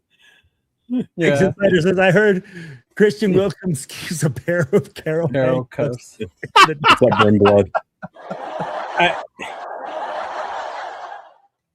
I think the only wild card out of the coaching staff, to be honest with you, is Rob Leonard, because we don't know what how he's gonna handle this. You know what I mean? Being the first time DC. Mm-hmm. You know, that's I think that's the. I mean, even and not for nothing, even not Spytek, even Kubiak, first time head coach. You know, so those are some uncharted positions right there in the coaching staff. You know, him, the offensive coordinator, the defensive coordinator. You know, but I really do like the salt and pepper that we have on this team, bro. Like when you talk about this coaching staff, what I mean by salt and pepper is you got experienced guys and young. I like. Right? He talked about salt and pepper. You bring in youth, you bring in older guys, and you make them work together. As in Rob Leonard is coming in, he's inexperienced. He doesn't have that, but then you have guys in supporting roles around him. Which for me, that's important. And what did you do that for? Yeah. Because he said salt and pepper. It got me thinking of the song, so I was just singing it in my head. I thought so. Is this dude singing Push It? Oh man. But, yeah. Cheeto, like I said, man, Me too, Big Luck. When he says salt and pepper, I'm like, what? Is he talking about the mixture of colored and white players? Like, what is he talking about? Why does it have to get racial in here? Some salt and pepper, black pepper, white salt, bro. I was like, Jeff, this is the last time Will produces the show. Jesus Christ. Yeah. Hey, it could have been pink Himalayan salt for all we know, though. He could be thinking that. Man. Oh, man. These dudes, bro. Come on now, man. I'm glad you explained it, though. That's why I asked, wait, what do you mean by salt? No. You know what, well, Jeff, I get it that you're scared. That's good, though. Veterans and young. And then we're going to have the rookies come in. With the younger guys, they're not the older vets, right? We're one of the youngest teams, bro, and that's not always a bad thing. No. And when you do this, it's like this, Cheeto. So when you coach, right, when you're young, man, it's hard. Like my son is going through the experience now. He's coaching. He's learning. He actually called me today. You got Brandon Carroll. You go, yeah. I got Brandon Carroll for real. Like my son is Brandon Carroll right now. Like he's living his life, Jesus. But. Like, oh, bro, like he called me and said, Dad, hey, what's the positioning and how does the footwork have to go? Right. But he's asking the right questions, right? He's learning. And that's where you go with Rob Leonard, right? He's going to learn, man. He's going to make mistakes. But when you have those guys that are around him that have that experience, they can be like, hey, man, do this. Hey, you know what? This isn't going to work out. And I really do see these teams being able to, or these guys working together. And this coaching staff actually being cohesive. I'd be like, bro, they took a picture of them going freaking hiking together. They're trying to build that culture and that team. To build that team, that camaraderie when you do stuff like that. Yeah. Mm-hmm. Yeah, so I really do feel like that's going to change a lot of things. Yeah. Holy cow. No, I do. You're the close to the chat. Yeah. Holy shit. Sorry, guys. Our chat is a wild one, bro. Our chat is a wild one. Yeah. Yeah. Holy shoot. Right. That's crazy. That's crazy. Wait. Whose nickname is Did I miss something? Who is Shower Time? Wilkins. You know how in the XFL they used to have nicknames like He Hate Me, stuff like that? So the question was, if Christian Wilkins was in the XFL, what would his nickname be? And of course, Dixon, Headmaster, had me fucking dying, and the chat has just been going since then. Headmaster, Freaky Master, Shower Time. Slippery when wet. Oh Lord. Yeah, Pete, that's a good one. See. Oh man. Forehead kisses. Yeah, whatever it is, bro. Tender. Yeah. It's... Oh man. Yeah. But when you bring in like all those things, and you said Cheeto, bad. That to me, you're absolutely correct, bro. I'll give it hands down to you that is the biggest fucking signing that the Raiders have had this whole offseason. I'll be like, and it's been crazy to think about it, but yeah, no matter what player we bring in, I feel confident that we can actually like have him grow and develop. Yeah. Bro, that's why I was saying it was a process when we started our off-season shows, right? Who are the Raiders going to draft? Who are they going to sign? Like, bro, can we get a coach first? Yeah. Right? Exactly. Like steps, y'all. There's steps to it. Once we got Kubiak, all right, who are they going to draft? Can we go through free agency first? Well, can we fill out the rest of the staff first too? I mean, we just finally looks like we just finally hired a head QB coach, which we haven't gotten to yet tonight. Yeah, we got the QB coach now. That happened this afternoon. Yeah, we actually have a QB coach now. He was Eli Manning's quarterback coach when his run with the Giants. Mm-hmm. Mm-hmm. Yeah, what did he come over from the Steelers? Yeah. Slong Dong Silkins. Oh Lord. Oh Lordy. Oh my Lord. The chat is insane, y'all. The chat. The chat. Silky chocolate. Oh man. We should have a vote, like, right? Have a vote, the chat, which is the one they love the most, and then I'll have the nameplate made and we'll make that into a jersey. Oh my God. I'm gonna ask you two guys this. If there's any player that you can draft in this draft that you want to see in silver and black, any player, what player is it and why? Oh, I got that easy. Tito. Jacob Rodriguez. Why? Ooh. I love him. I love the way he plays, his style. The linebacker position. The only thing is the way this draft is unfolding. I don't know if he's going to be the one that we end up taking because we picked so high in the second round. You know, would it be a reach at 36? He was one of my favorite players to watch. That Texas Tech defense was so good. He was one of the players I watched, and then he was just one of my favorite college players this year. Was Jacob Rodriguez. Obviously, it would be Jeremiah Love because Notre Dame running back, but that would never happen. We already have a running back. But for me right now, the position we're in, I would say Jacob Rodriguez would be the one that I would absolutely love. Yeah. Mm-hmm. Yeah, big luck is leadership. There you go. Yeah. Man, I can't get you to minimize on this screen right now for some reason, Tito. I can't. Jeff, I need your help, bro. I can't get it. I got it.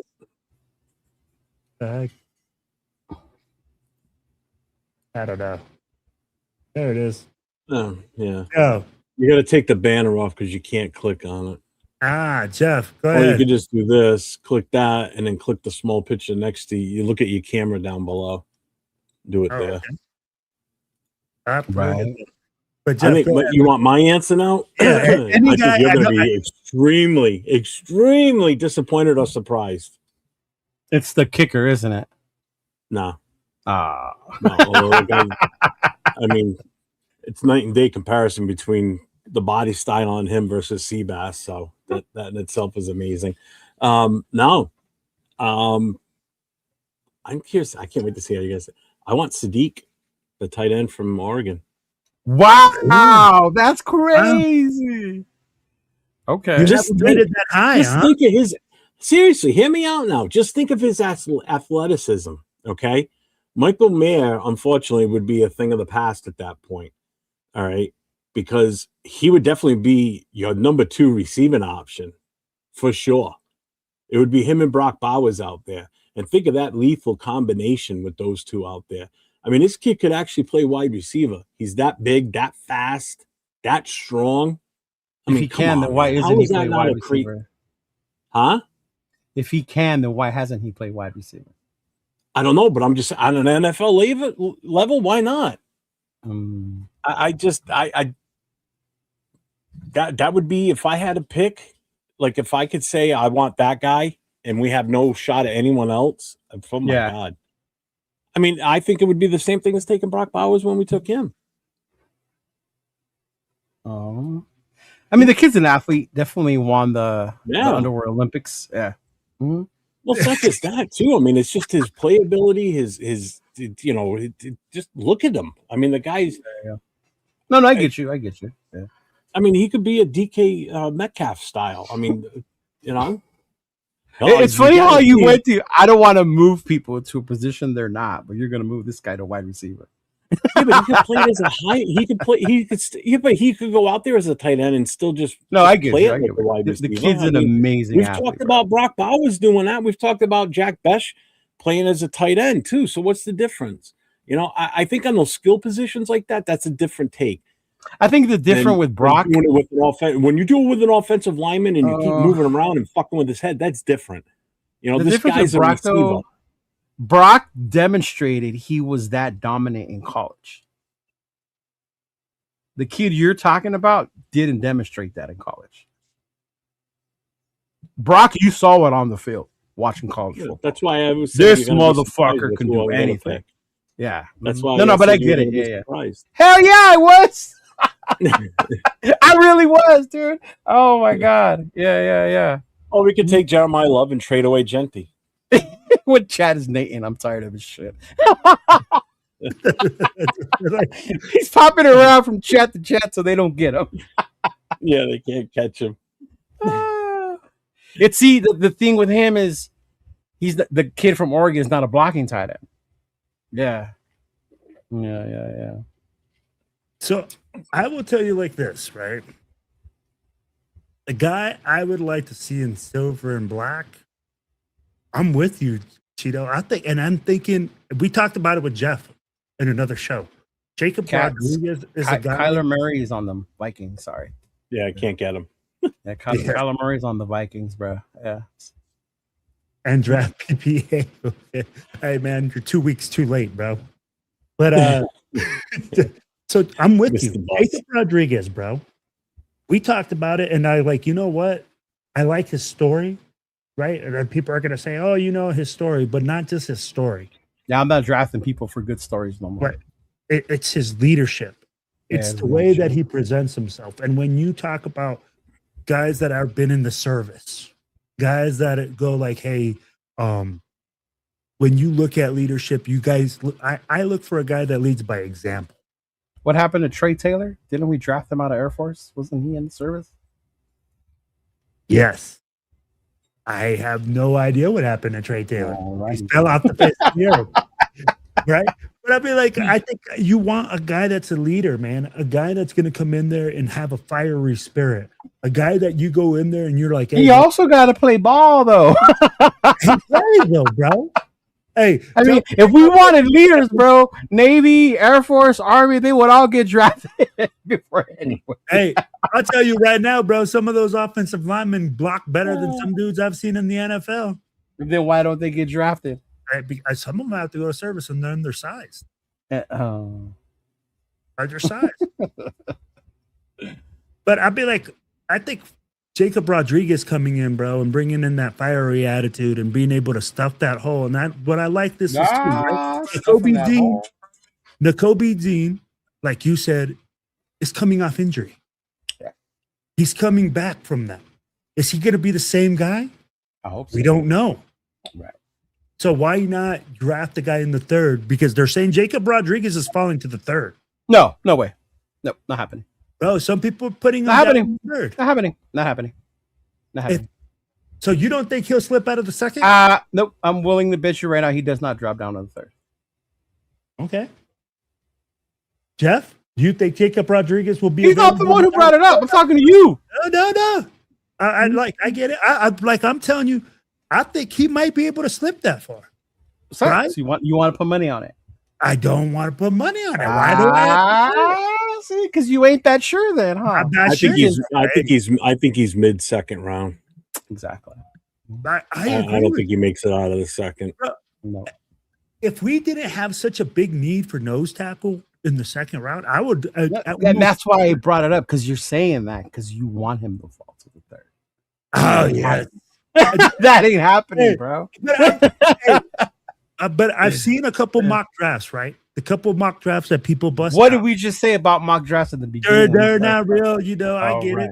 I get it.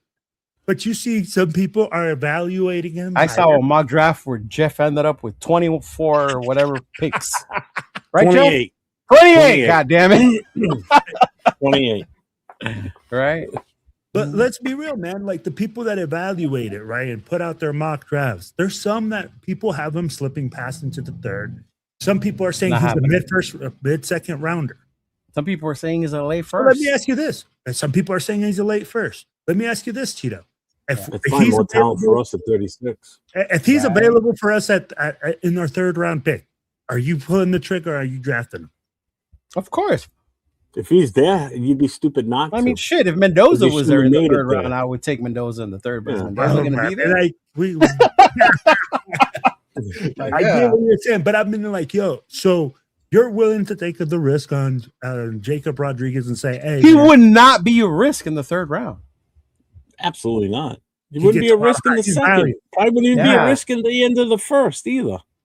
To me, that's still a little high. Yeah, no, that's way high for me. I like But I don't think it would be a risk, is what I'm getting at. Oh no, I'm changing my name. I'm going with Sonny Styles. I'm going with the linebacker. No, you already said the tight end. No, scratch that, erase it, clip it. It's not there. Jeff had a ball at the Underworld Olympics. So those are the two names he came up with. I'm just saying. No, I came up with a whole list. I mean, Just loved what he saw at the Underworld Olympics. If it's Sonny Styles, Oh, man. the kid was phenomenal. I mean, there's no two ways about it. 28 offensive. Hold on. Was Rieger? Yeah. Yeah, Rieger was another one too, but it looks like he dropped a bit. See? Says I love mock drafts. I can fulfill my fantasy or my dreams trading back multiple times a day. But all right, guys. There's very few where I've actually taken Mendoza. But That's my the question damn is show. this, okay? We talk trade back, right? Everybody's talking like if you have the opportunity to trade back and get more picks. We talked about it earlier. There's only like two teams that are we can really see making a move for a quarterback, right? The Cardinals and probably the Browns. I count 4. You count 4. Who are the other two? I think it's definitely the Jets, the Cardinals, the Browns, 3. Pittsburgh. Pittsburgh. Pittsburgh would probably go all in if they could. I'll tell you right now, Pittsburgh, if Ty Simpson's there when they pick, I don't think he's getting past them. They got to do something.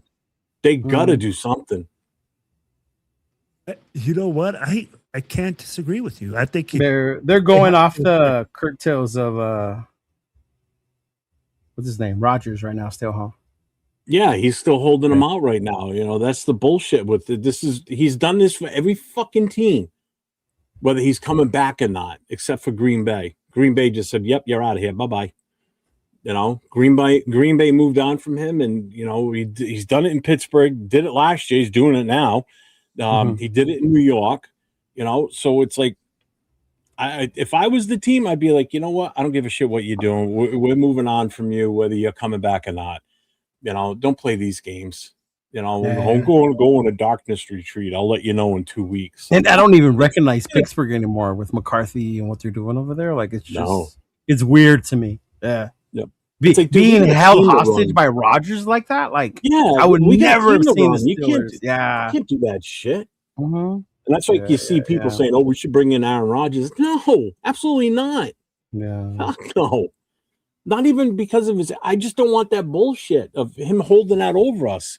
Yeah, that's crazy. Like no, tell you that he should have fucking retired when he was done in Green Bay. Should have just called it a day there.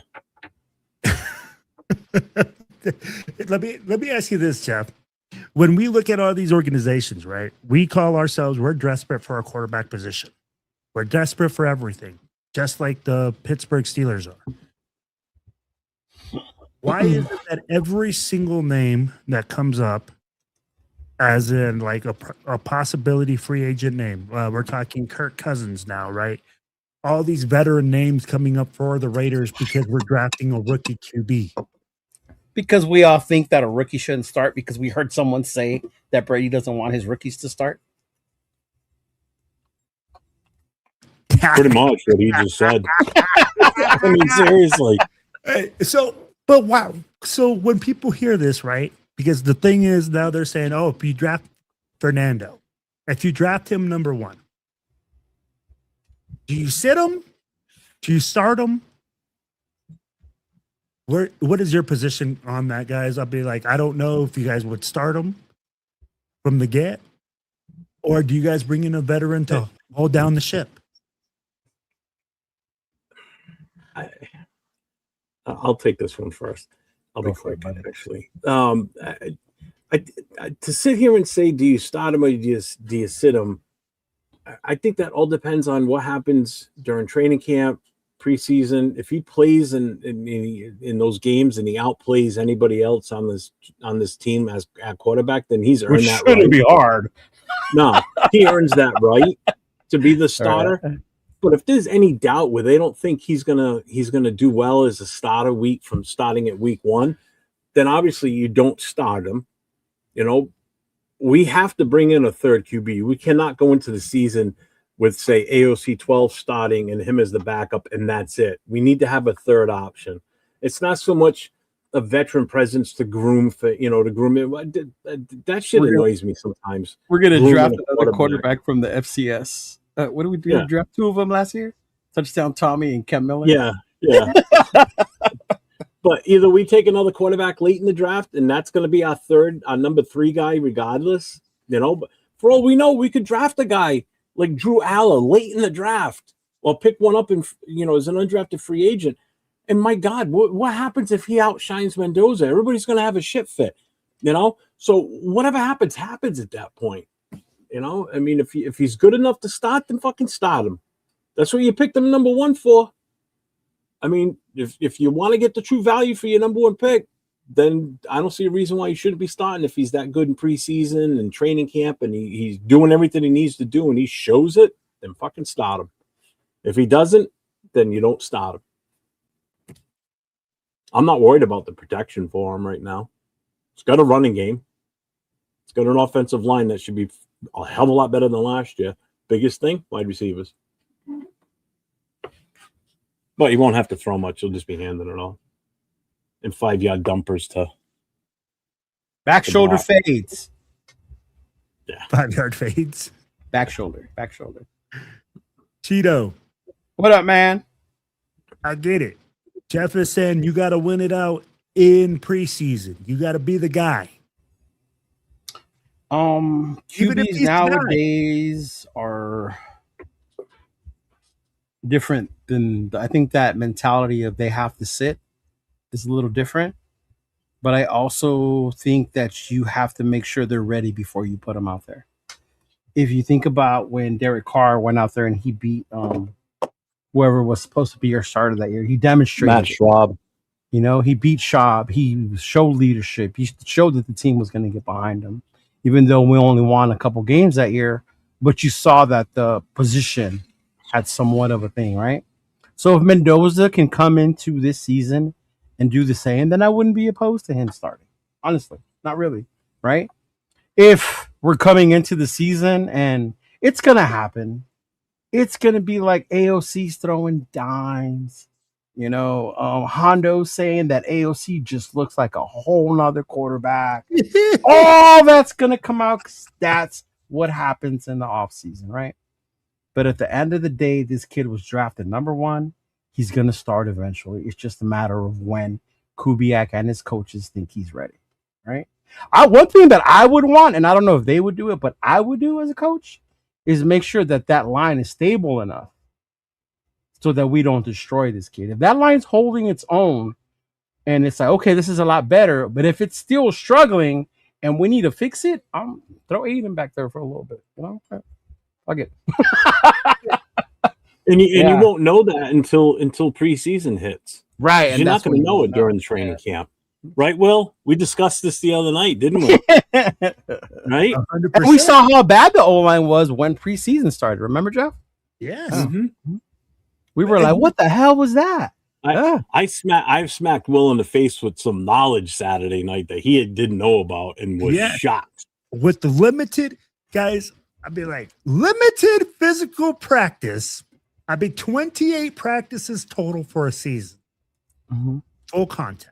14 from the start of training camp until the last preseason week, and then 14 during the regular season. In that 14 out of the 18 weeks also includes postseason too. So you can only have 14 full padded contact practices the entire season, including playoffs. Not all of them, coach. So how physical can these guys get? Especially rookies. Rookies are the ones that get the biggest injustice in this. So their full contact doesn't come until they actually get in a preseason game. Yeah. Lincoln talks about it all the time, Will. All the time. It's horrible now with this collective bargaining agreement and the rules that they've got in training camp and practices. They guarantee they have to give them a day off. They can't you can't do consecutive weeks of you can't stockpile your days. So if you go 3 weeks without a physical practice, you can't do 2 days that week. You can only do one a week, but you can only do it 14 times in the entire season. That's fucking crazy. So 14 times. You could go 2 weeks and not have a physical practice. It's nuts. It's absolutely nuts. That's why people like Jeff and Link were so mad last year that those young kids weren't getting playing time. And everybody was like, well, they're not showing it in practice. What practice? Yeah. They're not doing shit. No. Do you realize that 90% of the time in practice, it's either shorts and T-shirts or it's helmets and shorts and T-shirts. They only put pads on, the shoulder pads on and pants 1 day a week. And that's it. The rest of it's all fucking helmets, walkthroughs.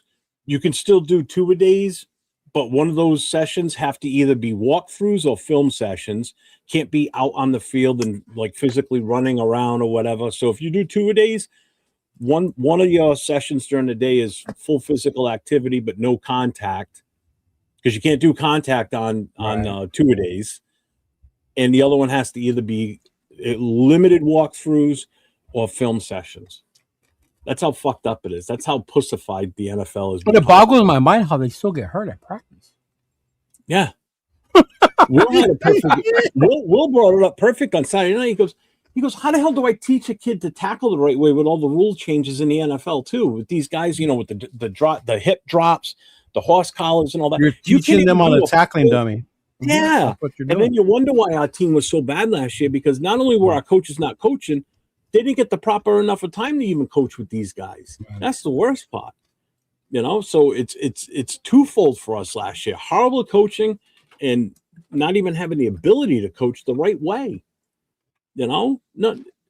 These guys can't even smack each other around. It's Did you hear Signetti talk about practices schedule for the week? No. Wonder it was the most limited offensive scheme I've seen at college level. Yeah. Well, and here's the thing, Cheeto.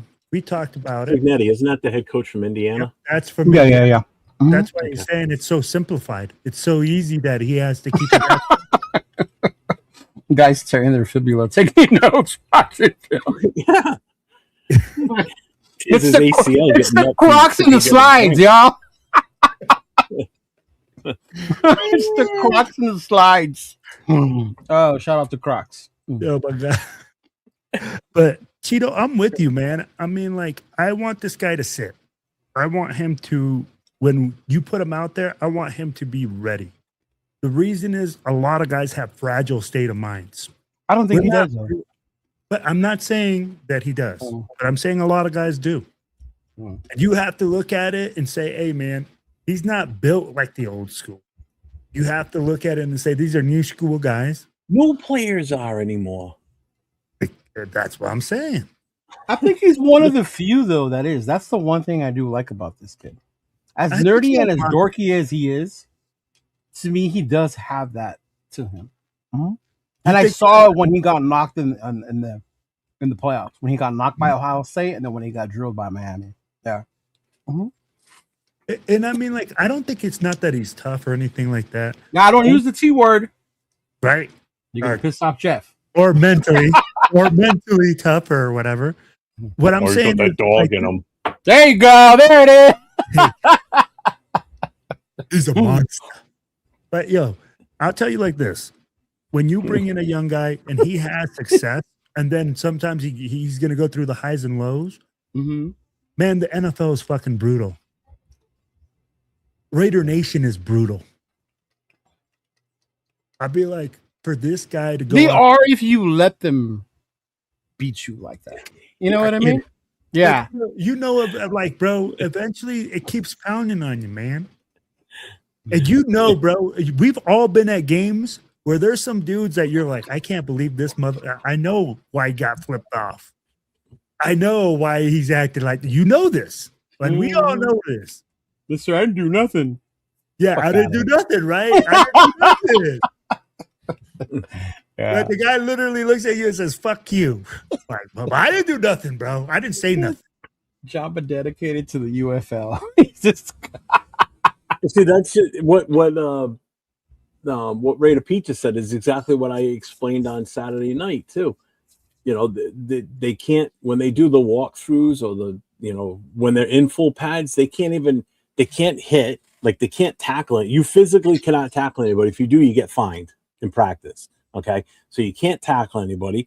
You can't hit a receiver. You can't hit the running back. As soon as you make that wrap up thud sound, plays over, stops right there. That's what it is. They play to the thud. That's what they call it. That's so detrimental to the game. Well, it's only a matter of time before this league turns into the flag football league. That's what it's going to come to. So, and I'll ask you guys this. Now that we talk about that and going high thud and doing all that, is that the reason why we're missing so many tackles in the league?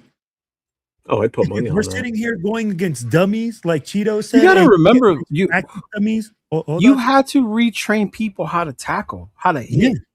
The way we were taught was you just threw your whole fucking body in there like a missile. Oh, yeah. You went for the kill. Might not have been the smartest thing in the world, but hey, that's what we did, right?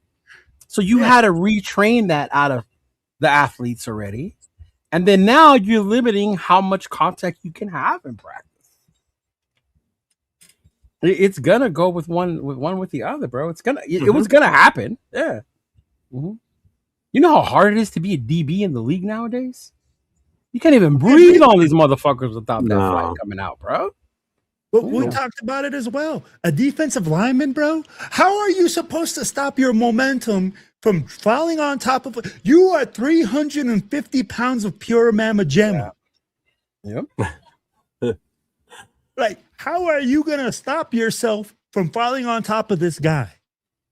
Right? You can't. Like I said Saturday night when you mentioned that, it's like everybody's going to turn into the magic bullet that hit JFK. The other day, I almost fell on Noah. Yeah. I almost fell on Noah, bro, because my momentum was not going to stop me from moving that way. And I was like, bro, if you don't move, I'm about to land on you, dog. Oh, my Lord. Coach wants to know if you played football, Cheeto. Yeah, I did, bro. I played football in high school. Yeah. Mm-hmm. He's so short, he was the kicking tee. Well, you got to remember the tallest guy on our team was 6'2". That'll tell you that much. So, yeah. Mm-hmm. Says John Billy. We didn't build them that big when I was in high school. The flag football talk on Sunday. Oh, man. Mm-hmm. I played flag football in the Navy for 2 years. Yeah. I played in the men's league. We won the championship that, Yeah, I did the flag football thing in the Navy. So on Sunday, I did something a little special. I went, Dawn and I went to a buddy of mine. He runs a card show organization. It's like the biggest one in the state and actually kind of in New England now. So I ended up picking up some football. I haven't bought football cards in years. So I picked up 5 Ashton Genty rookie cards while I was there. Nice. I get them, and Dawn's like, "Why'd you get those?" She goes, "I thought you didn't like him." I said, "Why does everybody say they don't like him?" Like, there's a reason we say that, Jeffrey. That's all I'm gonna say. Yeah. It's not for nothing. But hey, we put words in your mouth. Yeah, right? Jesus. See, I'm not the only one who said that. So if I'm not the only one who said that, what does that say? There's a consensus out there that you're not a fan of his? No, I never said I wasn't a fan of his. I just didn't like the way that we were going to go about bringing him in. We weren't doing him any justice, and we didn't do him any justice last year. And yes, you could have had a better anywhere else. There was a rundown sighting. I got the picture to prove it. He is not AI. Yeah. He's a real person. Yo, that was like my next thing. Yo, Cheeto. Yes. How was your event this weekend, man? I heard you got 90 picnic baskets. Guys, they're still a little short. So if you guys got some time to donate, please make sure, or the Easter baskets. Sorry, my bad. I was like a Yogi Bear over here. That's what I thought of right away. Was Yogi Bear picnic a basket? Hey. Yeah, bro. He said those cards come in actual Gen-T size. 805 has something against short people, y'all. But he clowns on Makai Lemon. He clowns on Kyler Murray. Yeah. Mm-hmm. Cheeto, you got 90 Easter baskets. You're still a little short. So, guys, if you guys can donate or find it in your heart to help out another guy, hit up our boy Cheeto Linus, man, and make sure that you guys donate to a great cause because my man is out there doing great work. So, tell us about it, bro. Oh, it was fun, bro. We got together in the city of Fontana. It was our Easter picnic out there in the community. It was our South TBH New England. I mean TBH New England, TBH Inland Empire. My boy Mike from Raiders Against the World, and of course Sugar Free. I'm Joe from the Raider Misfits. It was a lot of fun, bro. I brought burgers out there. Your boy was on the grill. Mike bought his little portable propane grill. So I was out there grilling, dancing. You know, it wouldn't be a party without Cheeto dancing, and I was dancing. So I was definitely out there. They had the Easter Bunny come out. The kids had a hell of a time, bro. Each club donated at least 200 eggs. There were prizes for the kids to redeem, bunny bucks. There was an Easter Bunny store. Lots of hot dogs, lots of food. Somebody brought carne asada. I just saw it on the table, opened it up, threw it on the grill, and said, "Hey, man, it's ready." So I was just out there cooking, man. It was a good old time. Shout out to my boy Mariachi. He was out there. My homegirl Raider Villa, she was out there as well. Came down from up north. Mariachi came from Texas. His parents actually live in the IE, so they live nearby. So he was out here to visit them. So he swung by. Shout out to TNBC, man. They came through. They donated 25 Easter baskets themselves. And then shout out to everybody that came through. Like I said, we gathered around 90. Our goal was 150. Then with whatever money we had left over, and then of course shout out to my boy Jeff. That's why I had your club in my mind. Shout out to TBH New England. They donated $50 as well the day after. So I'm going to go ahead and pick up the rest of the baskets that I need to bring in, and then we're going to donate them on Thursday. Thursday morning. So you'll see a video come out of us going over to the organization, and we're going to go ahead and donate them. So that'll be fun. I'm going to wear my 909 Raider jersey that day, so it'll say TBHIE, so you'll know which one is me. But yeah, man, it was fun. It was a lot of fun, man. It was a lot of fun out there. Got to meet a bunch of different new people that were from Fontana, that saw our flyers and just happened to be in the community, right? Yeah, they just came through. I saw your flyer, come and check it out. So we welcomed them with open arms. Yeah, dude, shout out to the vendors that donated. We had so much that they donated for the basket that we made. It was insane, bro. The Nation, Pink Kings, Dark Side, Hotheads. It was insane just how big and awesome the basket was. I posted some of the pictures on our TBH website, so check it out. It was out there. It was cool. Look forward to collabing again more with Misfits and with Mike. You know how Mike is. We get along so well. So we're looking at possibly doing a back to school thing come next the beginning of the next school year, backpacks and shit, backpacks and stuff supplies. like that. Yeah, that's a good one to do. Yep. So we're probably going to look into doing something like that, doing more collabs as far as giving back to the community. Shout out to my girl. You know, she was out there making sure that we had everything looked cute for the kids, that the kids had fun.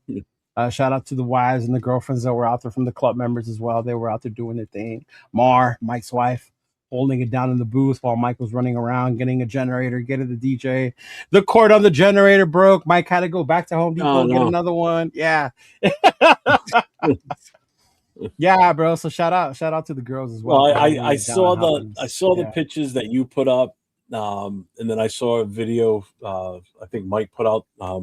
He put out a video too of what he captured that day. So, you know, kudos to you guys, man. That's a great thing you did over there for those kids. That's awesome. I love it. Yeah, it was fun. I love it. Kudos to you and everybody involved. Good job. Doug did an interview too, so hopefully that comes out soon. Not like that way you guys can see he interviewed us and caught a lot of the footage that was out there. What was going on? Yeah. Oh yeah, man. Shout out to our boy Dub Raider for always Well going done. out there and grabbing content, man. Yeah, well done, Leo.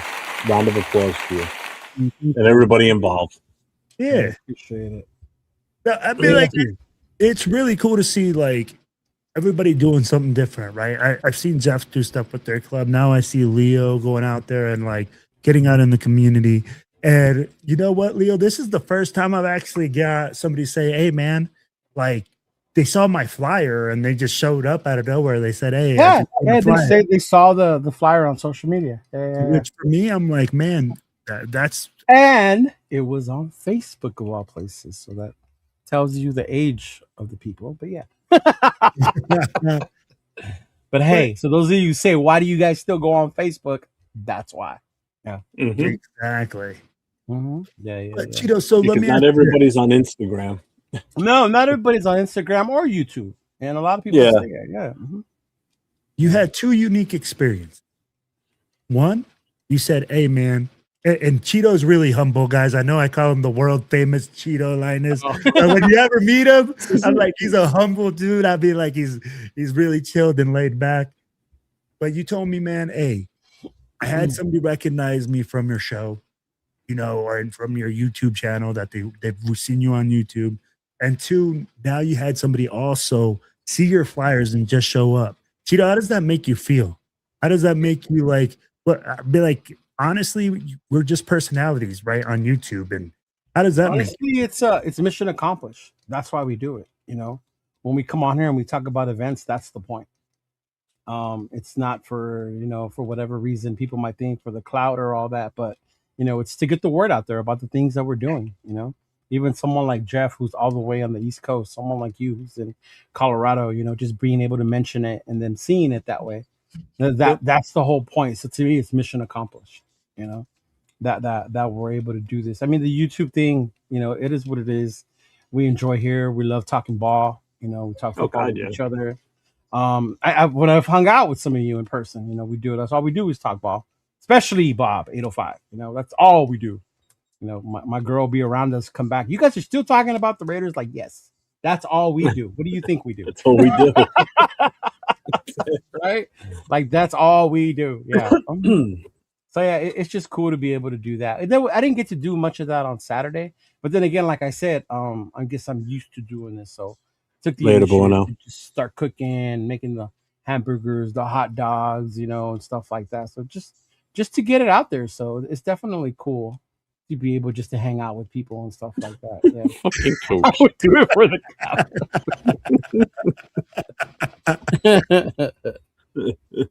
cow. No, man. Hey, and guys, we got a couple other events that are going to be happening. I know that I don't have the flyers, but we have the bill. What? Producer, you don't have the flyers? I don't have the flyers, man. I don't know what I did with the flyers. I couldn't bring them up. A good thing we got Jeff here. Jeff is the flyer guy. Yeah, Jeff is the flyer guy. But you know, hey, TBA Sacramento will be having their draft party up there at Shenanigans. Make sure that you guys hit them up, man. Bill Romanowski will be in the house. All sorts of people will be in the house. Yeah. You reminded me of one. Go ahead. There we go. Oh, sorry. Oh, you know, hey, make sure that you guys head out there to Citrus Heights. Support our brother, freaking Steven Chavez and TBH Sacramento. Man, they're a great group. Carmen will be up there. They'll take great care of you. And hey, what up, Big Easy? TBH. What's up, Big Easy? House, baby. Cheeto, you got another. This is so true, Bob. MC Raider couldn't handle all the Raider talk. Hey. Yeah, Arizona, West Valley. So West Valley, Arizona. Right. Keep out for them. They have their diehards. Diehards is having their draft party, and they're gonna have Lester Hayes. Lester Hayes is gonna be in there, doing autographs and things like that. So if you're there in Arizona, make sure you look up Diehards and find their event for the Lester Hayes signing that's going to be happening. And then, of course, TBH one at the Palms, right? The day of the draft, Thursday. The draft party. Cheeto, will you be there? What's that? At the draft party? No, because you're going to be at the draft, right? I'm not going to No, he's not good. No. No, you're not going to the draft. It would be Leo just doesn't want to see me in person. I think that's what it's come down to. No, He didn't I come already out told to you, New bro. England. I'm still not Not working. coming to the draft. You know how irresponsible it would be. I know. I'm kidding. Jesus Christ! Don't No, be so... I'm trying to tell Wilfredo.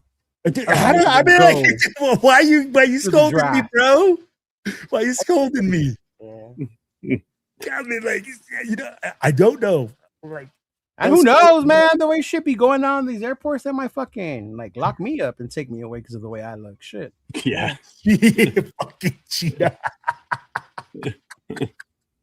Raider Pete. Yeah, there's a bunch of shit to do in and y'all around. laugh, bro, but this nopal. Get the real. It's It's real, bro. It's real. The setup, the way I saw a map of it, I don't know if it's 100% where the way it's going to be, but if you look at Google Maps, you look at the stadium. On the east side of the stadium is where they're going to set up and actually have the draft itself. Like that's where everything's going to happen the day, you know, when the actual draft is up and running.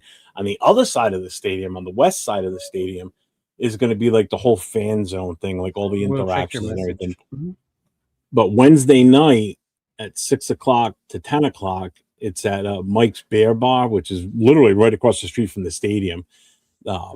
Is where they're going to have this big meet and greet from 6 to 10. So I know 805 said that the other night he wanted to scope out everything, but just to let you know, 805, that party is literally right there at the stadium. It's when I say it's across the street, I mean it's legit across the street from the stadium. So be able to do both if you want. Everything should be there. Yeah. But I definitely want to scope it out too, like he was saying. I want to figure out what, you know, like where we need to make sure we know where we're going on Thursday when we get there, so we're not wandering around like a bunch of idiots trying to figure out how to get in the damn thing. Because I need to do as little walking as possible. I'm not pretty walking sure around they like have this signs that tell you where to go.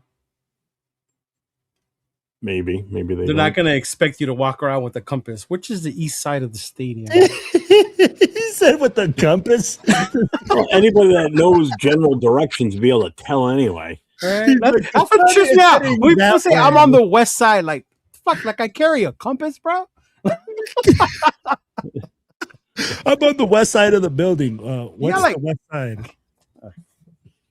Fuck you, Leo. Go west on Holt. Left or right, bitch? Which one do I go?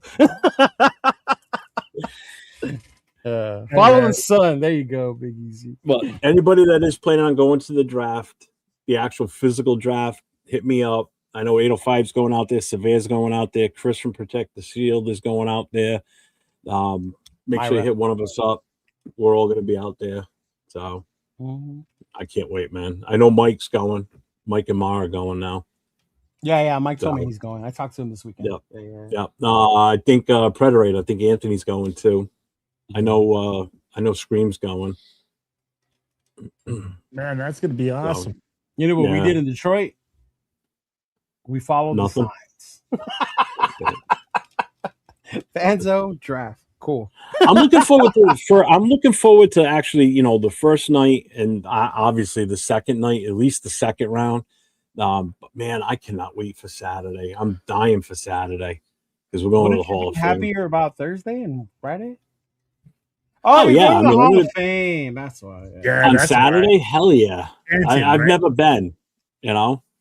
So I think Mar and Mike are going to come with us too. So I can't. You just have to have clear ones, Josh. Anytime you go somewhere, you got to have a clear bag, bro. Yeah, wife's got one, so I'm all set. When you travel enough, bro, you just bring a clear bag. That's why I have the one from the TBH store. That clear backpack, fucking everywhere, bro. I can even take that into Dodger Stadium and put food in that motherfucker. The good thing for me is I'm going to have my vest on, and I got a million pockets on the inside of that thing, so I'm going to be able to carry everything I need to carry. Bro, I was in the Navy in the 90s, not back when we were mapping shit out with stars. You know, I wasn't sailing with Columbus, dog. He's out there with a sextant. Yeah, no stars over there, so we're gonna go there. Where's the horizon right there? Yeah. Shoot. All right, fellas. Hey, TBH Bakersfield has just sent us a message. They have a Bomb Squad Sports times Cataldo's Pizzeria. What is They're that? having a watch party. Thursday the 23rd. Start time is at 4:30. Raider Dad? No, this is Bakersfield, California. Oh, shoot. Okay, easy. I see you. All right. Yes, sir. Easy, tag me on this. Yes, sir. Make sure that you tag our boy Cheeto Linus. And then next, Big Luck already brought this up, man. TMBC will be having their Texas Takeover barbecue starting Friday the 10th all the way through the 12th. I know that this says Saturday the 11th. That's going to be the one big party. They do a whole weekend thing. So, hey, guys, if you guys are down there in Dallas, Fort Worth area, make sure you check them out. We'll be down there checking them out. Lots of stuff to do, man. Lots of great parties. But, hey, y'all, we've been on for like 2 hours, 2.5 hours. They're like, I know that it's the slow season. Right now, it's really like, we're waiting to see what happens with the draft. I bet we hit another low. But I want to know what your guys' final thoughts are. What are your guys' thoughts for the nation? And what do we got going on? It's not slow because once you hit the draft, then it's May. Then we have the schedule release. And you think our hopes are up now? Wait till the schedule comes out, bro. That's when you'll see Raider fans' hopes like, oh, bro, we're going to go 14-3. Like, hell no, we don't lose this many games. Like, yeah. Yeah. And then training camp will start. We'll see preseason, and then we'll start to settle in a little Well, don't bit. forget too. We get a head start on OTAs too. Yeah, because we have a new coach again. Maybe that's why they keep doing this. We keep getting new head coaches so we can stop practices. Yeah, that's not right. It hasn't been helping. So I'll be like, whatever it is, we need to make sure that we change stuff up. But at the end of the day, man, like I said, what is your thoughts? What's your final thoughts? Where do you guys want to like? Oh, Juan. So Holt in Pomona is one of the street where the day walkers and night walkers. I thought that was Figueroa. That's in LA, bro. You think there's only one? Come on now. Yeah. Cheeto knows them all. I live by Holt. Yeah. I live by Holt.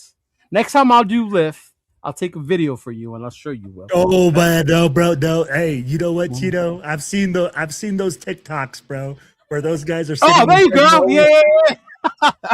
Yeah. And yes, TNBC stands for the Nation Booster Club. Yeah. Yes. Yeah. See, there you go. Big Easy. V Street in Bakersfield. There. Oh man. Jeff, where the hoes at in New England? No, it's in Rhode Island, bro. It's in Rhode Island. Well, I'm pretty sure it's not in one state because they're so congested. I'm sure it's like an area, right?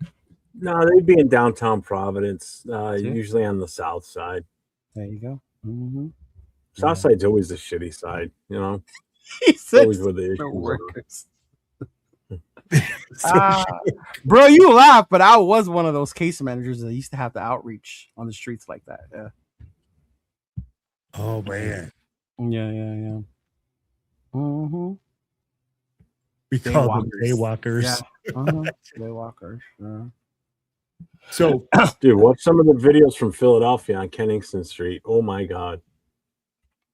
Those, I don't know how these people stay standing up and they're still like sound asleep, hunched over.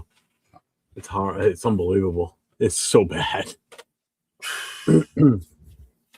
dude. Well, guys, final thoughts? I need Jeff to stop being so negative so we can be more positive around here. My negativity comes off of Jeffrey. I used to be such a positive guy. And then I don't know what happened. Yeah.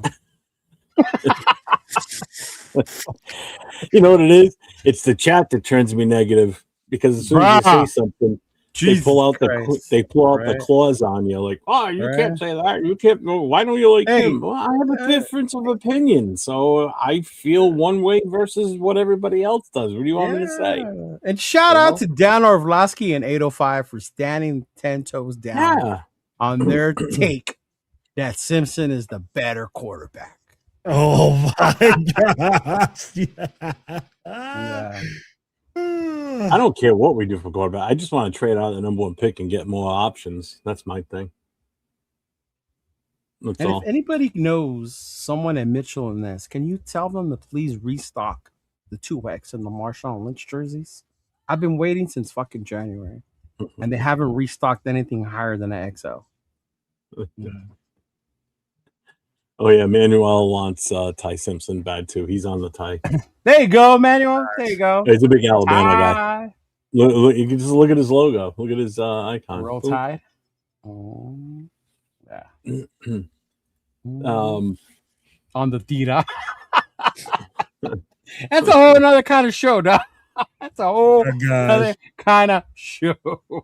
Dude, Ja Raider, make plans to come out for the Jets game. We're going to New York to play the Jets. We're going to have a lot of festivities going on that weekend. We'll be there. Yeah, We'll better be there. Ja's going to travel with us this year? He said New York never sleeps. I hope to visit it one day. Looks beautiful. Oh, yeah. That's why I said make plans for the season when the schedule comes out, man. Yeah. My take on everything, or final thoughts, I just stay positive again still.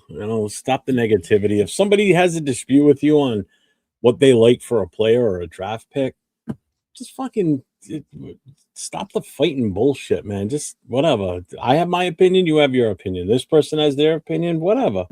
Yeah, I don't Jeff, get your opinion sucks. Yeah, I don't get mad if somebody says, well, we're taking Mendoza. Okay, that's fine. Right. Whatever. Shit, man. Sky's blue, but don't sit there and tell me it's black when it's 12 o'clock in the afternoon and the sun's shining. What the fuck? Right. Oh, hey, go watch Hail Mary. That shit was surprisingly cool, bro. I liked it. It was like, what the fuck? I ended up liking that fucking movie. I went to go watch it on Sunday. What the hell was that one? Hey. That's the new one with Ryan Gosling, Eva Mendes' husband. Yeah. Oh, is that where he's in space? Yeah. With The Rock? Yes, with Rocky. Rocky? Okay. Not The Rock, but Rocky. Don't say The Rock. People are going to think The Rock is going to come back. The Rocky character, I guess. Rocky character. Yeah. But hey, make sure that you guys log into 805's Film Breakdown, man. Hey, they do some great stuff on this channel. Is he going to break down Ty Simpson film tomorrow? I don't know. He said what his plan was. 18th for breakdown film. So I think he's either doing it tomorrow night or either Sunday or next week. My logo is the two fake people on Chat Sports, the Jets fan and the Texans fan. Oh, they ain't never coming on the show.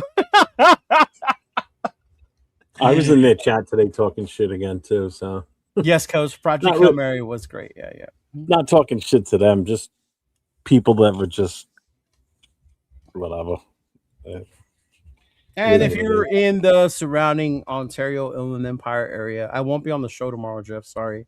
MC Raider had a last minute comedy show, so he needed me to help him promote it. So that's what I'm doing tomorrow. Yeah. All right. So it's just Nate. All right. So tomorrow night, folks, don't forget 10 o'clock Eastern, 7 o'clock Pacific. Raider Connection will be myself, Jay, and LV Raider 10. So if you haven't subbed to those other two channels, I'm going to try and come in live to get you guys footage of the comedy show with the Raider fans that show up, so you can see like how much. I'll try to do that. See if they let me, because it's at the Ontario Improv. Yeah. So I'll see, because he's not headlining, somebody else's.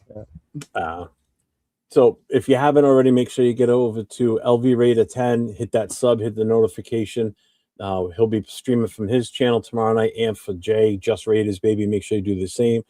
And also, if you haven't yet, get to this gentleman down below here, Cheeto Linus, and do the same for him. He's already over 1,000 now, so good for him, man.